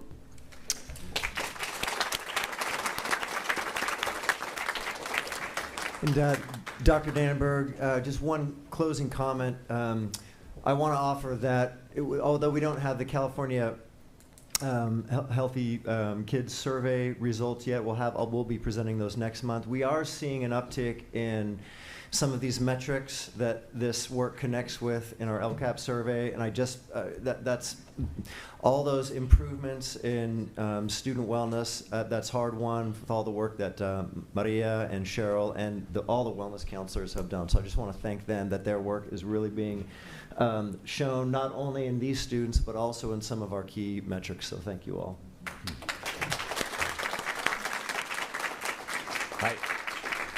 I too would like to thank the wellness counselors and thank all the students for being here and sharing and for your taking part in not only your own mental health, but the mental health of your peers. That's a very important function. So thank you all very much.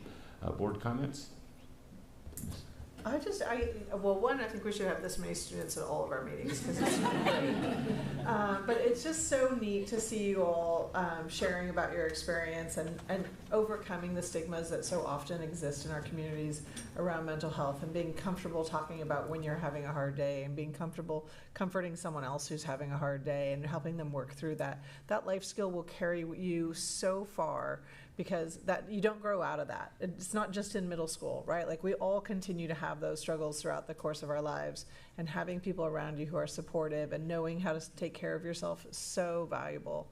So I'm really proud of you guys for the work that you're doing, and thank you to the wellness leaders.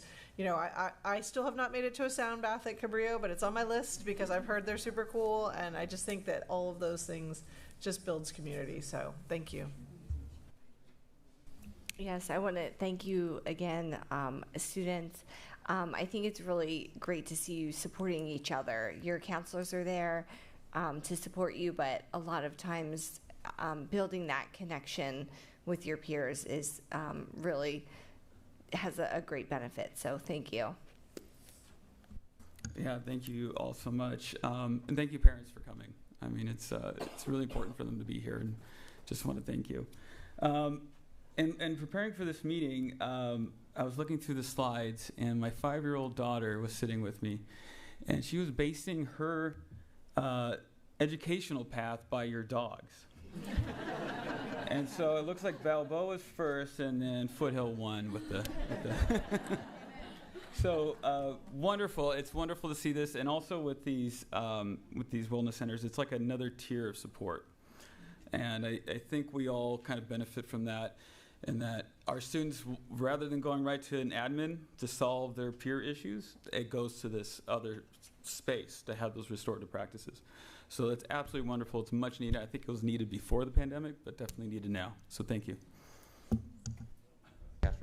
Thank you. I'll just add to that.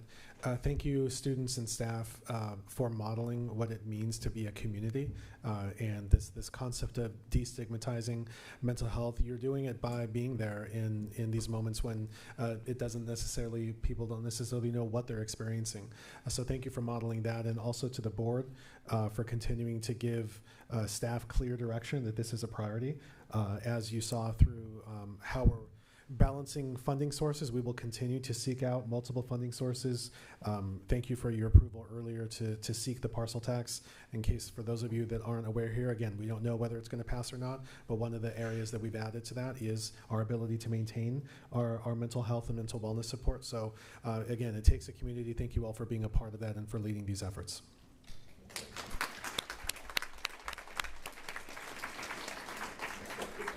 Once again, thank you to all the students and staff for being here tonight. We really appreciate it. And I think this would be a good time for us to take a break. So, we'll take a 10-minute break.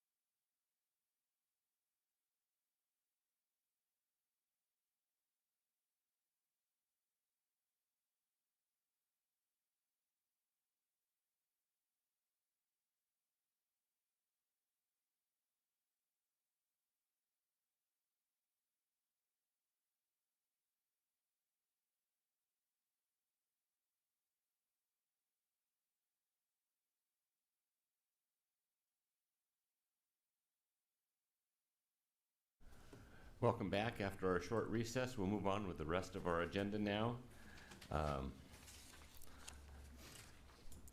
Action items. First action item is the recommended approval of proposed changes and deletions or additions to board policies and administrative regulations. Did you want to make any comments, Dr. Castro? No comments, thank you. I'll entertain a motion to approve the proposed changes. So moved. Well, sorry, before that. We had agreed at a previous meeting that we would get a summary of what changes were going to be from the whatever board members were assigned. Yes, I think our process is going to be, as we send those out, having conferred with our team, we'll send those to the committee that's doing that. And then I think the right way to approach that would be after, this is going to be, I think, the way to do that. After we post the agenda, we then send out what the committee had received. And I think that's probably going to be the best way for us to proceed. So that way the committee gets that information. It's not yet finalized by the board. And therefore, then the remainder of the board would be able to see whatever was provided to the committee who was looking at those policies and procedures, because what we did is we looked at multiple summaries, and we're still working through what is the best way to summarize a summary, so that way the rest of the board sees what was recommended by, I guess that's what I'm trying to say is, otherwise everyone just gets the entire thing, and I'm not sure if that's really what was intended from the board, because I think that what I heard from the board was wanting to know what their colleagues thought was notable.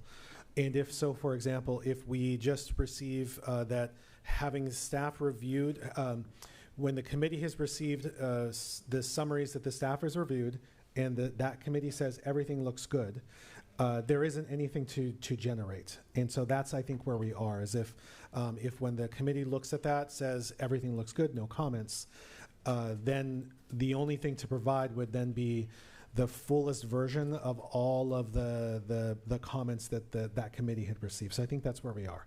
I'm not sure that's entirely helpful, but I'm trying to share how the process looks. So, I mean, I think it's two things. One is for us, right? Like, so and I just would like to push back that I'm not asking staff to do something, because I really do think board policy is the board's domain, and so the board subcommittee should be responsible for summarizing those things, but also for the public, because oftentimes the public is going to read through these like long policies and not really understand like why the change, right? Like what is, and I thought actually Dr. Dannenberg did a great job the last time. I mean, it's one sentence, right? The word he, she was changed to they, right? Like it doesn't have to be a conversation around kind of the bigger context as much as, what is this one change trying to accomplish, so that someone who reads policy and isn't a lawyer can understand why we're making those changes. Would the CSBA, I know theirs are kind of long, their summaries, would that possibly work? Have you seen the CSBA summaries? Is that too much? I think it's more than we need. Okay. But, I mean, And that's really what it comes down to. I think because some of these updates, some of them are so huge and others aren't, and I think then it depends what the dynamic is. So if what I think would be good for staff to receive is if the group that's reviewing that bulk of updates says looks good, then they're really, like you were just commenting for Dr. Dannenberg, there isn't really anything to share. Like there's no additional information other than the versions of the potential changes between old policy and proposed new policy. The only thing to share is that summary, is that full document, because there have been no comments from the board. But it's not about comments. No. Yeah. I'm not asking for their comments. I'm just asking for a summary so someone understands what the change is. Agreed. And if the summary of the summary, the only group, if you, like you were saying, that you wouldn't want staff to provide that, staff would be the only entity to provide that. Because if if the board said all proposed changes look good, then staff would be the only entity to provide that summary of summaries. But I think what she was asking is that we as board members are doing it. We should be the ones writing up the summary, much like I did last time. Yes. And then give it to you to hand out when appropriate, so that it's out there.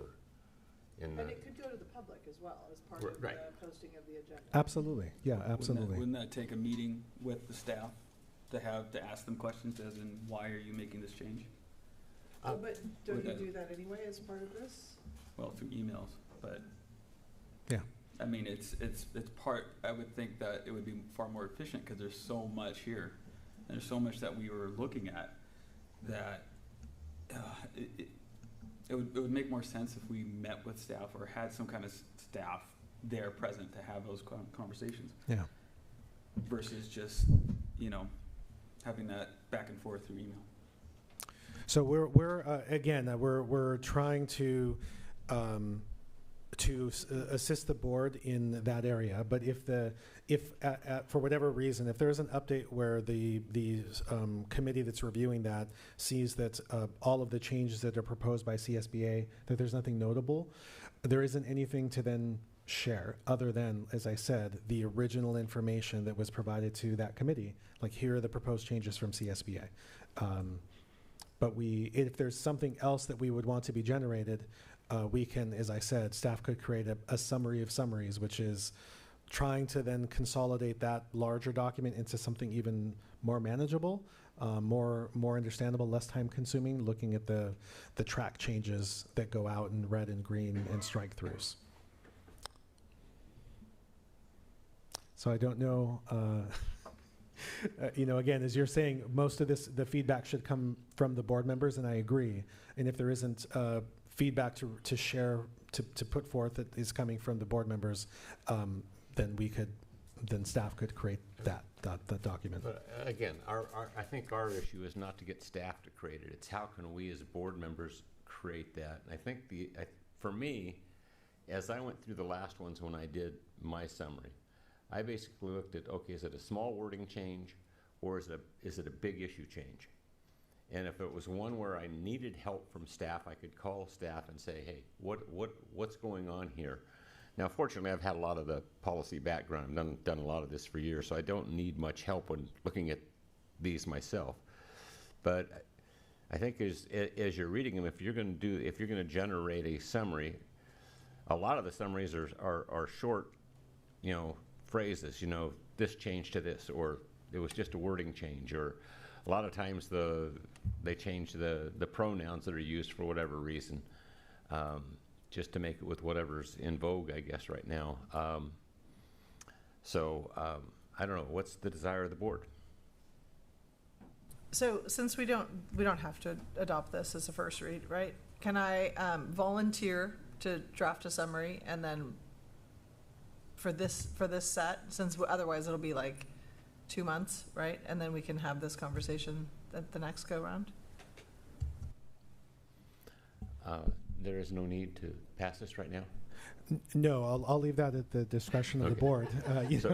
Okay. Because as I was saying, if the board doesn't generate that, the staff generates that. So we are always willing and able to provide that summary, and we can use the existing documents to do so. So you want to? Well, that's Calvin and I's set, correct? Yeah, but you guys didn't do it, and that's fine. I can do it, and then we can have a template. Jerry did one. I can do one, and then we can see, like, is this useful to people? Okay, gotcha. Just drafting a template at how we should go about this in the future. Yeah. Okay, there's no need to move forward on this then, and we'll bring it back after we've seen what the template looks like, and we can have some discussion around that as well. Yeah. Okay, sounds good. Okay, moving on to action item B. Consideration of supplemental novel eligible for fast track consideration by the Supplemental Text Recommendation Committee. Dr. Bayless, the title of the novel and a little bit of what's going on. Yeah, thank you, Dr. Dannenberg. It's always a pleasure to bring these before you, and I want to thank Sarah Gluck Perez and, if she's still here, Bobby Powers. Is she still here as well? No. All right. Well, leading this committee, thank you for the work. This first item is a fast-track book, and just for the benefit of the public who might not have heard us bring these before in the past, Fast Track is just eligible by the committee to move forward because it's already on the list of approved novels from the state. And this single recommendation for Fast Track for your consideration is A Can't School for Leibowitz, recommended for grades 9 through 12. I'll move approval. Second. Thank you. Vote as follows. Trustee Rodriguez? Yes. Trustee Levier? Yes. Trustee Forsythe? Yes. And Trustee Dannenberg? Yes. Thank you. Motion carries 4-0. Next item is consideration of supplemental novels by the Supplemental Textbook Committee. First read. These are novels that aren't on the fast track. Dr. Bayless. Yes, thank you, Dr. Dannenberg. And once again, thank you to Sarah Gluck-Perez, who leads this committee work. And we have a total of 4 that received a full committee review and full recommendation. And just as a reminder, not all those that go to the committee advance to the board as recommended, but nonetheless, these are the 4 that have done so. 1984, a graphic novel. No Fear, Shakespeare, Romeo and Juliet, The Midnight Library, and The Swiss Family Robinson. That Swiss Family Robinson is kind of racy, but I had the chance to flip through them the other day when I was in the reception. I think it's great that they're there. They're very well marked, so if members of the community are interested, they can see them. But I will move approval. A second. Thank you. Vote as follows. Trustee Rodriguez? Yes. Trustee Levier? Yes. Trustee Forsythe? Yes. And Trustee Dannenberg? Yes. Thank you. Motion carries 4-0. Next is the Human Resources, action item C, declaration for need of fully qualified educators' annual statement of need for 30-day substitute teachers. Ms. Wolowitz? Hi, good evening. As I've mentioned to the board, recently our candidacy pools have been deeper, and we have had a great job recruiting in almost all of the areas. This is a very proactive part of our recruitment process that should we encounter a situation where, as we progress through the hiring process over the summer, we are unable to find a qualified applicant, we put this structure in place so that we can use alternate measures to be able to recruit a qualified applicant to be able to be in the position for the upcoming school year. So I bring forward to you this evening for your consideration, and I'm happy to answer any questions. Any questions? Hearing none, I'll entertain a motion to approve. Move to approve. Second. Thank you. Vote as follows. Trustee Rodriguez? Yes. Trustee Levier? Yes. Trustee Forsythe? Yes. And Trustee Dannenberg? Yes. Thank you. Motion carries 4-0. Item 2, consideration approval of draft 2025-26 school year calendar, first read. Ms. Wolowitz? Hi, I want to first of all thank that VUEA and VESPA leadership, Carol and Sarah, and their committees and their work they did with their associations, getting input.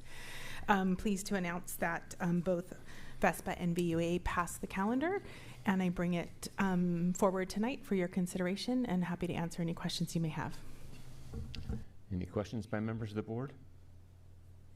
Hearing none, I'll entertain a motion to approve. Not a question. Have we, what's been the feedback to the plan for the early start? Somebody's on.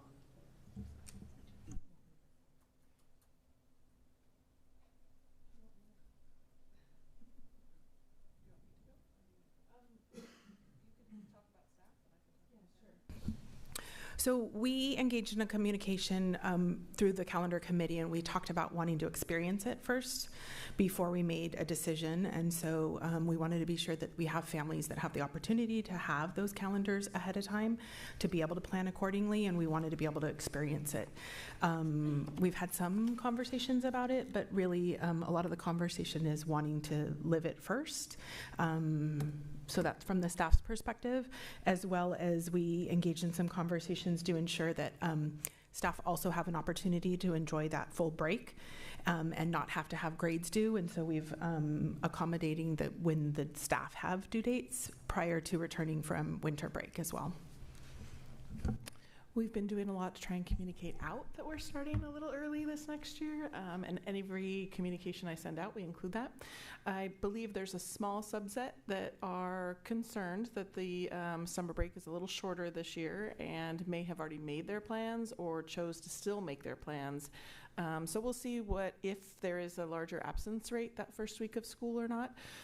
We're just gonna, like she said, live with it and see what happens at that point. But I think overall, many of our high school families are thrilled that their students will not be quote unquote stressed out over the holidays and will be able to enjoy that time with families. So I believe it's a small subset that are concerned, but really haven't voiced too big a loud response at this point. So that's kind of where we're at right now.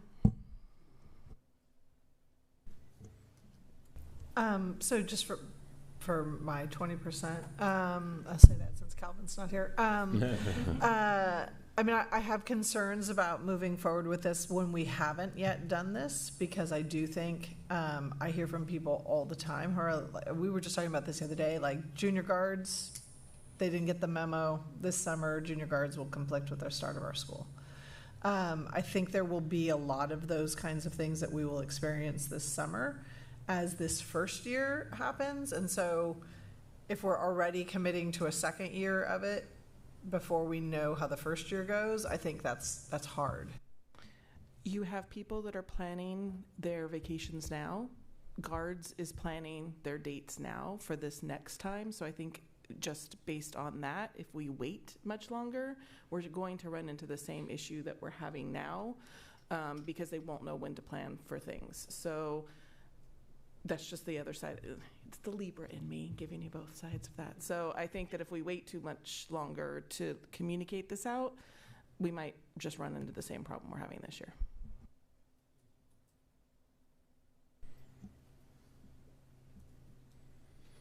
Any other questions or concerns by the board? If not, I'll entertain a motion to approve. Second. I'm so sorry, who motioned? I'll make the motion to approve. Thank you, Dr. Dannenberg. Vote as follows. Trustee Rodriguez? Can you come back to me? Of course I can. I really have a hard time with this one. Trustee Lavier?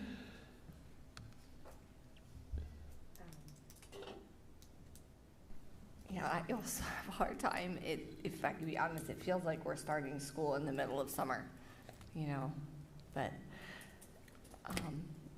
I will be a yes. Thank you. Trustee Forsythe? I know this will help our high schools. This will really help our high school teachers and also students, so yes. Thank you. Dr. Dannenberg? Yes. And Trustee Rodriguez? Yes, reluctantly. Thank you. Motion passes 4-0. Item number 3, Ventura Unified School District, VUSD, and Ventura Unified Education Association, VUEA Memorandum of Understanding, first read. Dr. or Mr. Wolitz? I'm going to get you yet. I was trying to ignore it, but I just couldn't. The giggles got the best of me. Again, thank you very much to Sarah and her leadership. These are, again, really proactive measures. The independent study and the CTE piece is something that's in place already this year, and it has had great success, so we would like to continue it.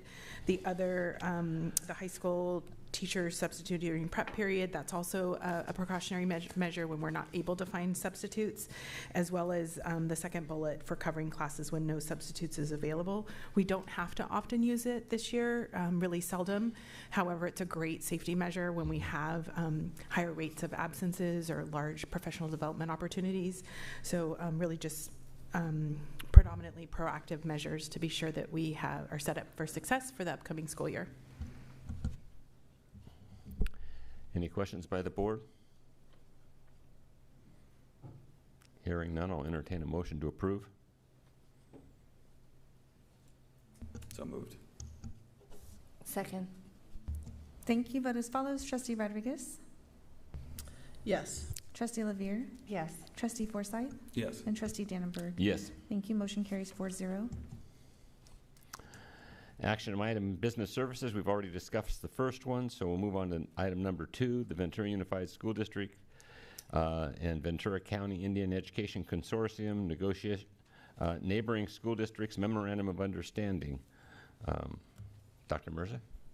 Good evening, Board. This is our annual MOU that we do with our Indian Ed Consortium and neighboring school districts.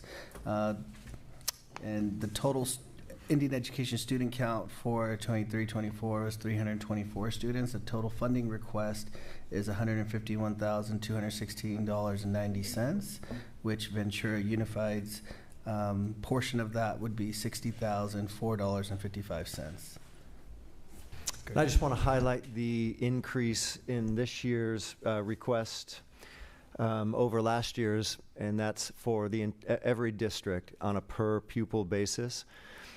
We clarified with our federal partners who supply the grant that certain students who we would like to be eligible, who have traditionally participated in the grant, are technically not eligible for the grant. So I just want to thank Robin Jacobs and all her work, reaching out to all the consortium districts and inviting them to increase their contribution to maintain the participation of those students who are technically federally grant ineligible. So really pleased to bring that that whole consortium cooperation, of which Ventura Unified is a leader in that, and the LEA grant issuing district. So thank you again for your consideration of this. We do have public comment this evening on this when you're ready. Public comment on this? Okay. We have Casey Rodriguez. Just a reminder of the civility statement we stated earlier, and you have 3 minutes, and I'll give you a 30-second warning. This is different. This is really different compared to City Hall. No, okay.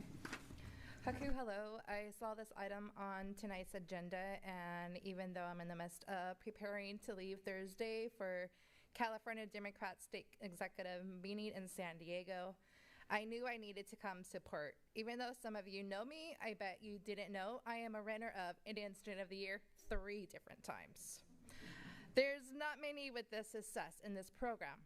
This education program has been close to my heart since a first grader under the most amazing Floyd Beller, and then under Dr. Jerry Barchet. Tonight, I am honored and proud to ask all of you to help continue funding it. I am proof that Indian education program has seeds that were planted decades ago, now bearing everlasting fruit by installing hope, pride, knowledge in their students that no one can take away. It equips many of the for the journey ahead and helps them rise confidently to lead our country positively and progressively. Some would say this program is one of the first steps in my life that led me to become the first Chumash Ventura Art and Culture Commissioner. As we discuss funds, I suggest allocating some to an account for VUSD to pay for our Chumash people, like our traditional elder Julie Tumamite-Stinsley, to share our culture in classrooms.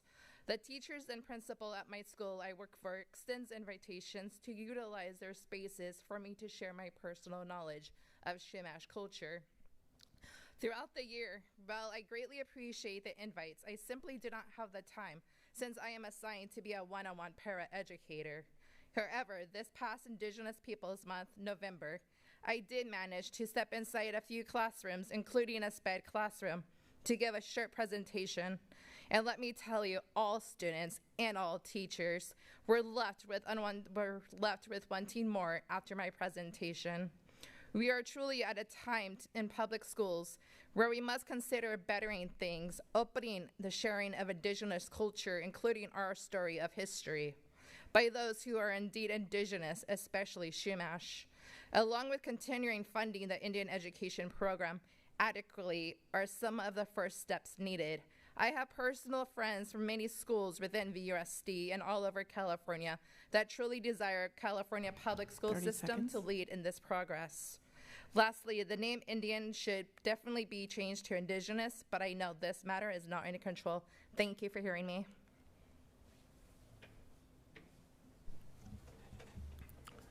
Any additional questions from the board?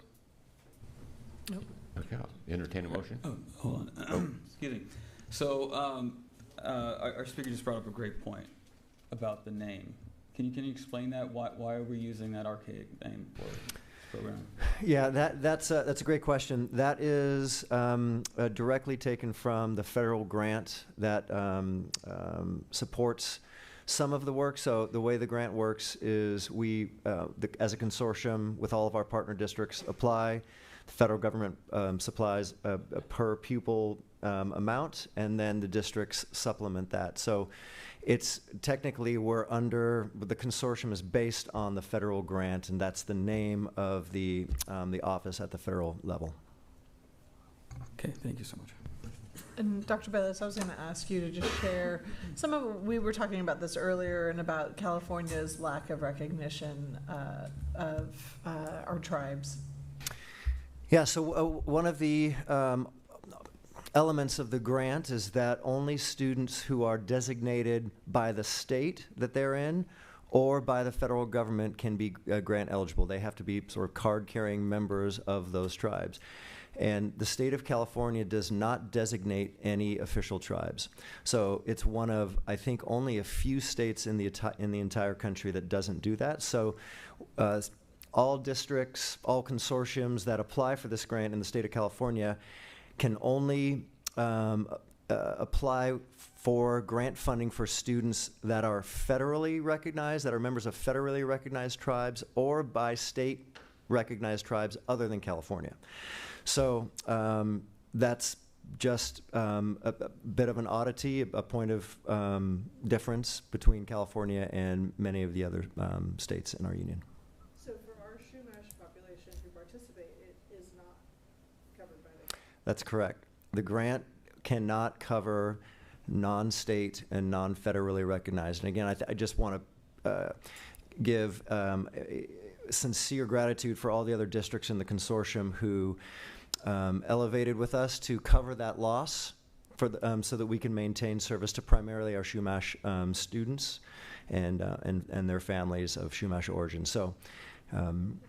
Yeah, and I appreciated also working with the Office of Indian Education, Dr. Crystal Moore, who helped clarify and helped us chart a way forward with our consortium districts. So she was extremely helpful.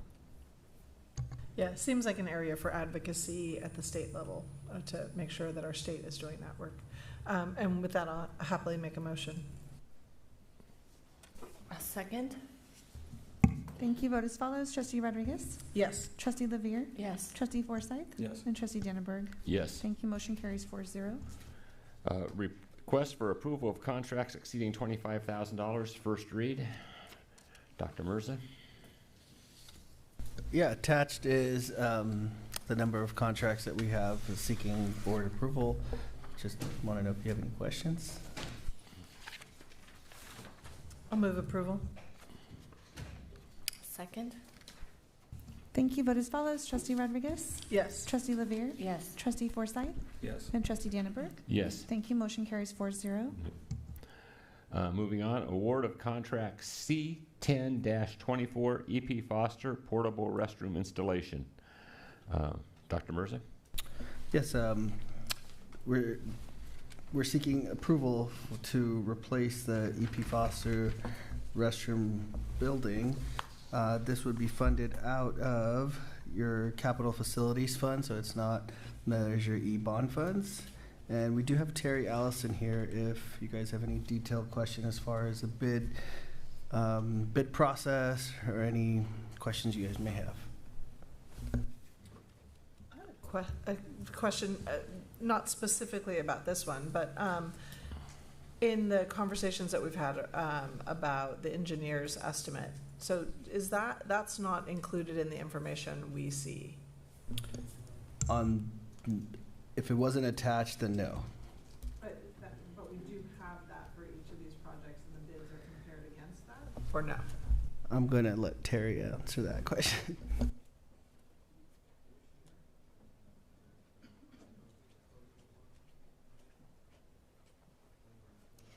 Good evening. Your question was whether or not we have a formal engineer's estimate on this project. We did not have a formal engineer's estimate, but we've done a number of restroom buildings over the years, and we've been watching the numbers as they climb in our neighboring districts as well. So that's where we typically pull our estimate for the site construction. So the reason I asked is that because you have kind of a ballpark number that you think in your head, like this is about what it should cost, I'm assuming. So Yes. then when the bids come in, you're like, okay, yeah, this makes sense. Yes, if it was out of line, we would probably not bring it to the board unless we were in an emergency situation. Any other questions? Just one other comment. I really appreciate that with all of these are local contractors. I noticed that. I looked them all up, so thank you for that. And with that, I'm happy to make a motion. I'll second.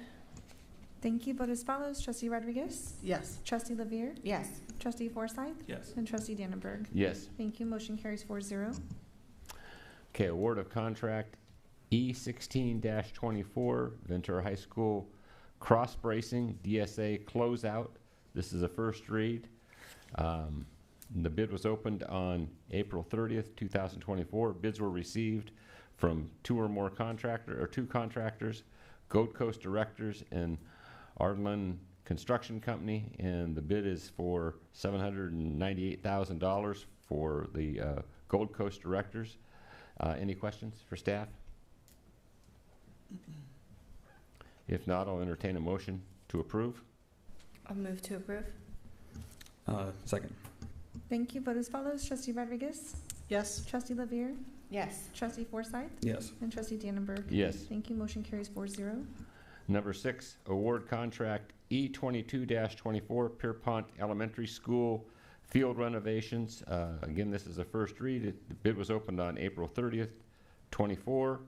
Bids were received from only one pre-qualified bidder, and that is to Venco Western for $121,834. Any questions by members of the board? Hearing none, I'll... So first, I don't know where all those gophers are going, but I'm glad they're not going to be able to stay in the Pierpont field anymore. And really appreciate this. I know that the school community is super excited about getting that field under control, and I will happily make the motion. Second. Thank you. Vote as follows. Trustee Rodriguez? Yes. Trustee Levere? Yes. Trustee Forsythe? Yes. And Trustee Dannenberg? Yes. Thank you. Motion carries 4-0. Okay. Moving on, item number 7, consideration of resolution 24-08, California Schools Healthy Air, Plumbing, and Efficiency Program. Dr. Mirza? Yeah, so this is the second round for the CalShape funding that takes care of our HVAC. And the application deadline is May 31st, and it's up to $6 million of funding that would really help us out with our HVAC systems. And so we're here tonight seeking approval. Any I questions? love free money, yes. Sorry, that was a motion. That's a motion, okay. Yes. Second. Thank you. Vote as follows. Trustee Rodriguez? Yes. Trustee Levere? Yes. Trustee Forsythe? Yes. And Trustee Dannenberg? Yes. Thank you. Motion carries 4-0. Okay, moving on to the conference agenda. Draft review of Prop 28 site plan template. Dr. Bayless. Yeah, thank you, Dr. Dannenberg. This is just the next step in our ongoing conversation and collaboration with the board on plans for Proposition 28. So included here, just to launch the conversation, were two attachments, a revised Prop 28 site plan that included some elements that we received from feedback from the last one, an opportunity for more description, as well as what I think I heard were some specific areas, some goals with the planning. So included the goals and the structures from the California content standards, and I just created, based on no actual current school, an example of what it might look like when filled out, just to see if we're getting closer to what the board would like to see in our Prop 28 plans. So I'm looking forward to your feedback, thoughts, and comments on how we can increasingly find a way forward with Proposition 28 for the betterment of students and our sites. Thank you. Okay, the staff is seeking further feedback, so if we have some, this would be the time to give it to them. Ms. Rodriguez? Yeah, I think this is a great step forward, so I really appreciate the thoughtfulness of it. I shared with Dr. Castro one of the things that, as we kind of as a district focus more around equity and especially inclusion of our students with IEPs, I would love to see that specifically called out on these so that our principals have an opportunity to think first about how they're going to be using these funds to bring in marginalized students to the arts as part of their planning. Because I definitely think that they will hear a lot of voices of those already in the arts, right? And we want to make sure that they have a lens that they can begin to think about who is not already participating. Thank you very much. That's excellent feedback. And that of course, fits perfectly with the spirit and the letter of the grant with respect to how schools are funded by unduplicated count and with the spirit of the grant by bringing more people into the arts. So thank you very much. Any other feedback? I think this is great. I mean, it was really clear, it was easy to read, it was comprehensive, but very detailed so that we could know specifically what the money's going to be used for. So I thought it was great. Thank you. I also thought it was wonderful. IEP information, or IEP support. Students with IEPs being listed on here, or at least having some accommodations for this would be great to see as well. As far as how the plan will be implemented for them, but I think this is wonderful. Well done. Thank you. Yeah, thank you for that feedback.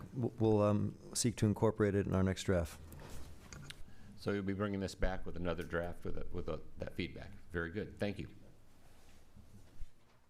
Okay, on to our consent calendar. These items are typically not heard by themselves, so we can take all the items, A through F, and as one, unless somebody wants something pulled out to talk about. Anybody want anything pulled off the consent agenda? Not hearing that, I'll entertain a motion to approve the consent agenda in its entirety. Move to approve consent agenda. Second. Thank you. Vote as follows. Trustee Rodriguez? Yes. Trustee Lavier? Yes. Trustee Forsythe? Yes. And Trustee Dannenberg? Yes. Thank you. Motion carries 4-0.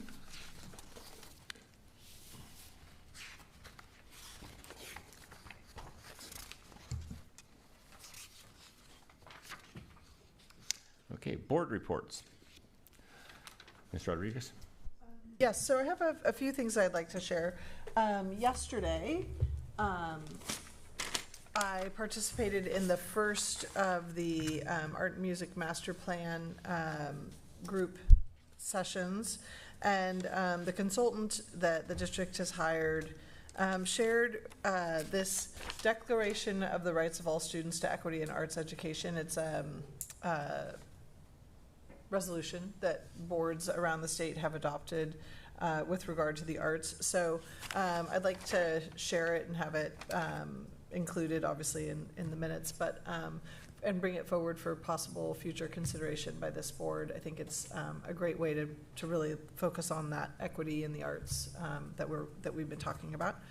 In addition, James and I participated in the first ad hoc committee of the FCMAT report review, and one of the questions that I have is kind of how we want to report out on those committees. And so generally I would just share that this first meeting we really focused on the questions around maintenance of effort and accounting, and we asked for some additional information from the district regarding kind of the differences between the FCMAT report and the way the district is accounting for those things, and we'll get that information at the next meeting and be able to share that out. At the CDAC meeting a couple of weeks ago, we talked about the FCMAT report, but also talked a lot about some of the changes that are coming from the state level around special education, and I thought it was a good conversation, and we also did a little bit of planning around next year and some of the parent education that the committee is asking for. I thought Neil did a great job of sharing what's coming down the pipeline. And then lastly, I have been working on the art show, which opens on Thursday. And so the Arts Collaborative has been very busy in good ways. Oh, and one last thing, I attended a training at the Ventura County Office of Ed last week on Prop 28, and was really heartened to see the conversation around inclusion really kind of taking shape there. And I shared with Dr. Castro that I specifically asked the facilitator the question of, can Prop 28 funds be used to reduce class size in order to intentionally include students with IEPs? And not only did she say it was allowed, but she was like, everyone would be your biggest fan as a district if you figure out how to do that, because it really goes to the heart of what Prop 28 is about. And so it was really neat to see that and to think about those things for our district. I attended the LCAP meeting last month, and my biggest takeaway from that, I really loved hearing from all the students, especially when they were talking about the student-led anti-bullying campaigns. I just thought that was just great to hear from them, and something that really could be effective on campuses. I also attended the CTE meeting, and again, just really, I loved hearing from the students and, you know, how involved they are and seeing their work. And I was in Betty Belts over the weekend and saw a bunch of their stuff in there, which was great to see. Yeah, it was awesome. Yeah, so that's what I did. Thank you. So I attended also the FICMAT with Sabrina, and it was very enlightening on how special ed funds are distributed and understanding the complexity with it. Being in special ed myself as a teacher, it's a whole different ballgame when you're looking at the books. I'm looking at it is a whole different thing. So it was very enlightening. It helped me better understand, you know, our field, which is special ed, and you know, I'm looking forward to our next meeting. Also, I attended the DLAC, which was a wonderful experience because it was the end of the year get together where we had a social circle, and we also had a sound. Gosh, it's not like I'm thinking Soundgarden, the band. It was like a sound therapy session, I would say. Sound bath. Thank you so much. Sound bath. And I don't know, being a teacher working, as you all know, in March, you know, February, March, I felt my shoulders just like fall, just rip, just like the stress just kind of went out because of that sound bath. And so it was a wonderful time. It was really relaxing, and also I was able to hear some of the things that our parents are thinking about. One thing that was a common thread was what's going on in Palestine with the Israel and Palestinian, what's happening there. So there was a lot of concerns, a lot of worry, but it was a very restorative process. So I felt like Dr. Molinard does an amazing job with that committee, with all our committees. So hats off to her. But it was a beautiful time. Thank you. Yeah, just a couple of things to report tonight. First of all, I attended the Parent Advisory Committee. Very appreciative of all the parents that have spent all year long giving Dr. Castro and his staff input on issues they bring forward. And I think you do an amazing job of drawing them in to get input and to get them to start to participate. So I really appreciate that. The other thing that I'd like to talk about is we heard from the Parcel Tax Oversight Committee this evening, and just want to put out the invitation to anybody out there. We're looking for new members, so if you are interested in the community out there to be part of the Parcel Tax Oversight Committee, please contact Dr. Castro, and he can set you up. So with that, we'll move on to coming events. Dr. Castro? As Marianne is bringing it up, there it is. We have some events that are happening post-haste. So we have the LCAP committee meeting. I believe that is tomorrow. Outstanding, love it. We have a lot of participation, and it's been a wonderful event. I just want to take this opportunity to thank Dr. Bayless and his team. the board is aware that some of the feedback that we've received is extraordinary. A lot of input from the community. We continue to grow that process as it drives our the work that we do collectively. So thank you again to everyone who participates in that. We have the CDAC meeting at the end of the month. The VUSD Art Show, as stated earlier, is right around the corner. I think that's Thursday. We have an opportunity just, again, as a community to honor our retirees coming up on the 21st. That's going to be really a momentous event coming up this year. And then our final Teacher of the Month celebration at Elmhurst in June. And then hosts. These are just a few of the senior awards nights, but as we know, this is a time of year where we're recognizing students for a variety of contributions. So you can take a look at those. Then those are our coming events. And in your agenda is listed the future board agenda items. Is there anything anybody would like to ask for consideration to be added to the list?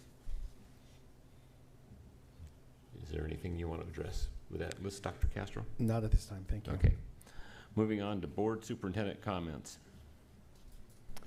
I just, given that in Calvin's absence, I was able, as a co-participant, along with Sabrina and Calvin, we participated in the second of two sessions for the CSBA Equity Conference, or Equity process, and it's just a reminder of two things. One, how fortunate we are to work in the district that we have.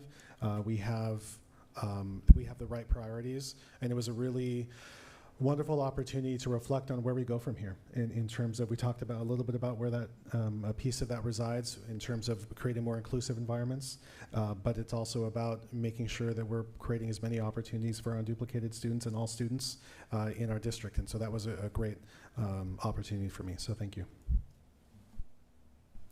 Anything else from the board members? Ms. Rodriguez? So if people follow our board calendar, they know that last week, was it last week? We did our superintendent evaluation, and typically we would share out that we did that, and that you know, that he's still here, so it obviously went well. It's a low bar, but I'm happy to cross it. But I wanted happy to be on the other side of that. I just wanted to say that I think one of the many takeaways from that process is that we just have an incredible team. And Dr. Castro, you're an absolute joy to work with. Your heart and soul really is committed to this district. And I think what the kindness and compassion and dedication you bring to the work you do has really moved us as a community significantly, and so I really appreciate that leadership quality in you. But also, you know, this team here, because no one does it alone, and the work that you all do to work with him and to work with us and to bring the vision that the board has for our community's children to life every day in our schools makes a huge difference. And we just all feel, and I know all of us commented during the process, but we feel so fortunate to work with this team and to have people who care so deeply and work so hard. And, you know, it really is a joy to be a part of this. And so thank you. And, you know, we really appreciate all you guys do. I know we've had staff appreciation all the last couple of weeks, but you guys don't get included in that because, you know, you're administrators, so like that just goes out the window. But we just wanted to say that we appreciate you, and we really appreciate your leadership. Any other board comments? I just want to ditto Sabrina. I mean, it's been a year, and you all did amazing. I mean, you have all been so responsive to us and our little nitpicking of everything you do. And I do appreciate you all for that. You know, it is challenging, but I think highlighting our executive team, Dr. Castro's worth and how well your team is functioning was really worth it. I enjoyed writing your evaluation. And I also just want to shout out to the teachers and ESPs. Thank you for all you're doing this year. I just want to say again, thank you, Dr. Castro. You've made this process for me a lot easier by just being so patient, all of you, with me as I learn and grow, and I appreciate that. So thank you. I'd just like to thank all of our employees for all you do and provide for our students, our administration, our ESPs, our teachers, everybody's. We got a great team here and we want to keep it going. So with that, if there's nothing else, there's no need to go to closed session. There is no need to go to closed session, but I just want to say on behalf of our team and the staff that we represent, it's an honor to serve this community, and we look forward to another successful school year next year. Very good. And I'll entertain a motion for adjournment. So moved. Second. Thank you. Vote as follows. Trustee Rodriguez? Yes. Trustee Lavier? Yes. Trustee Forsythe? Yes. And Trustee Dannenberg? Yes. Thank you. Motion carries 4-0.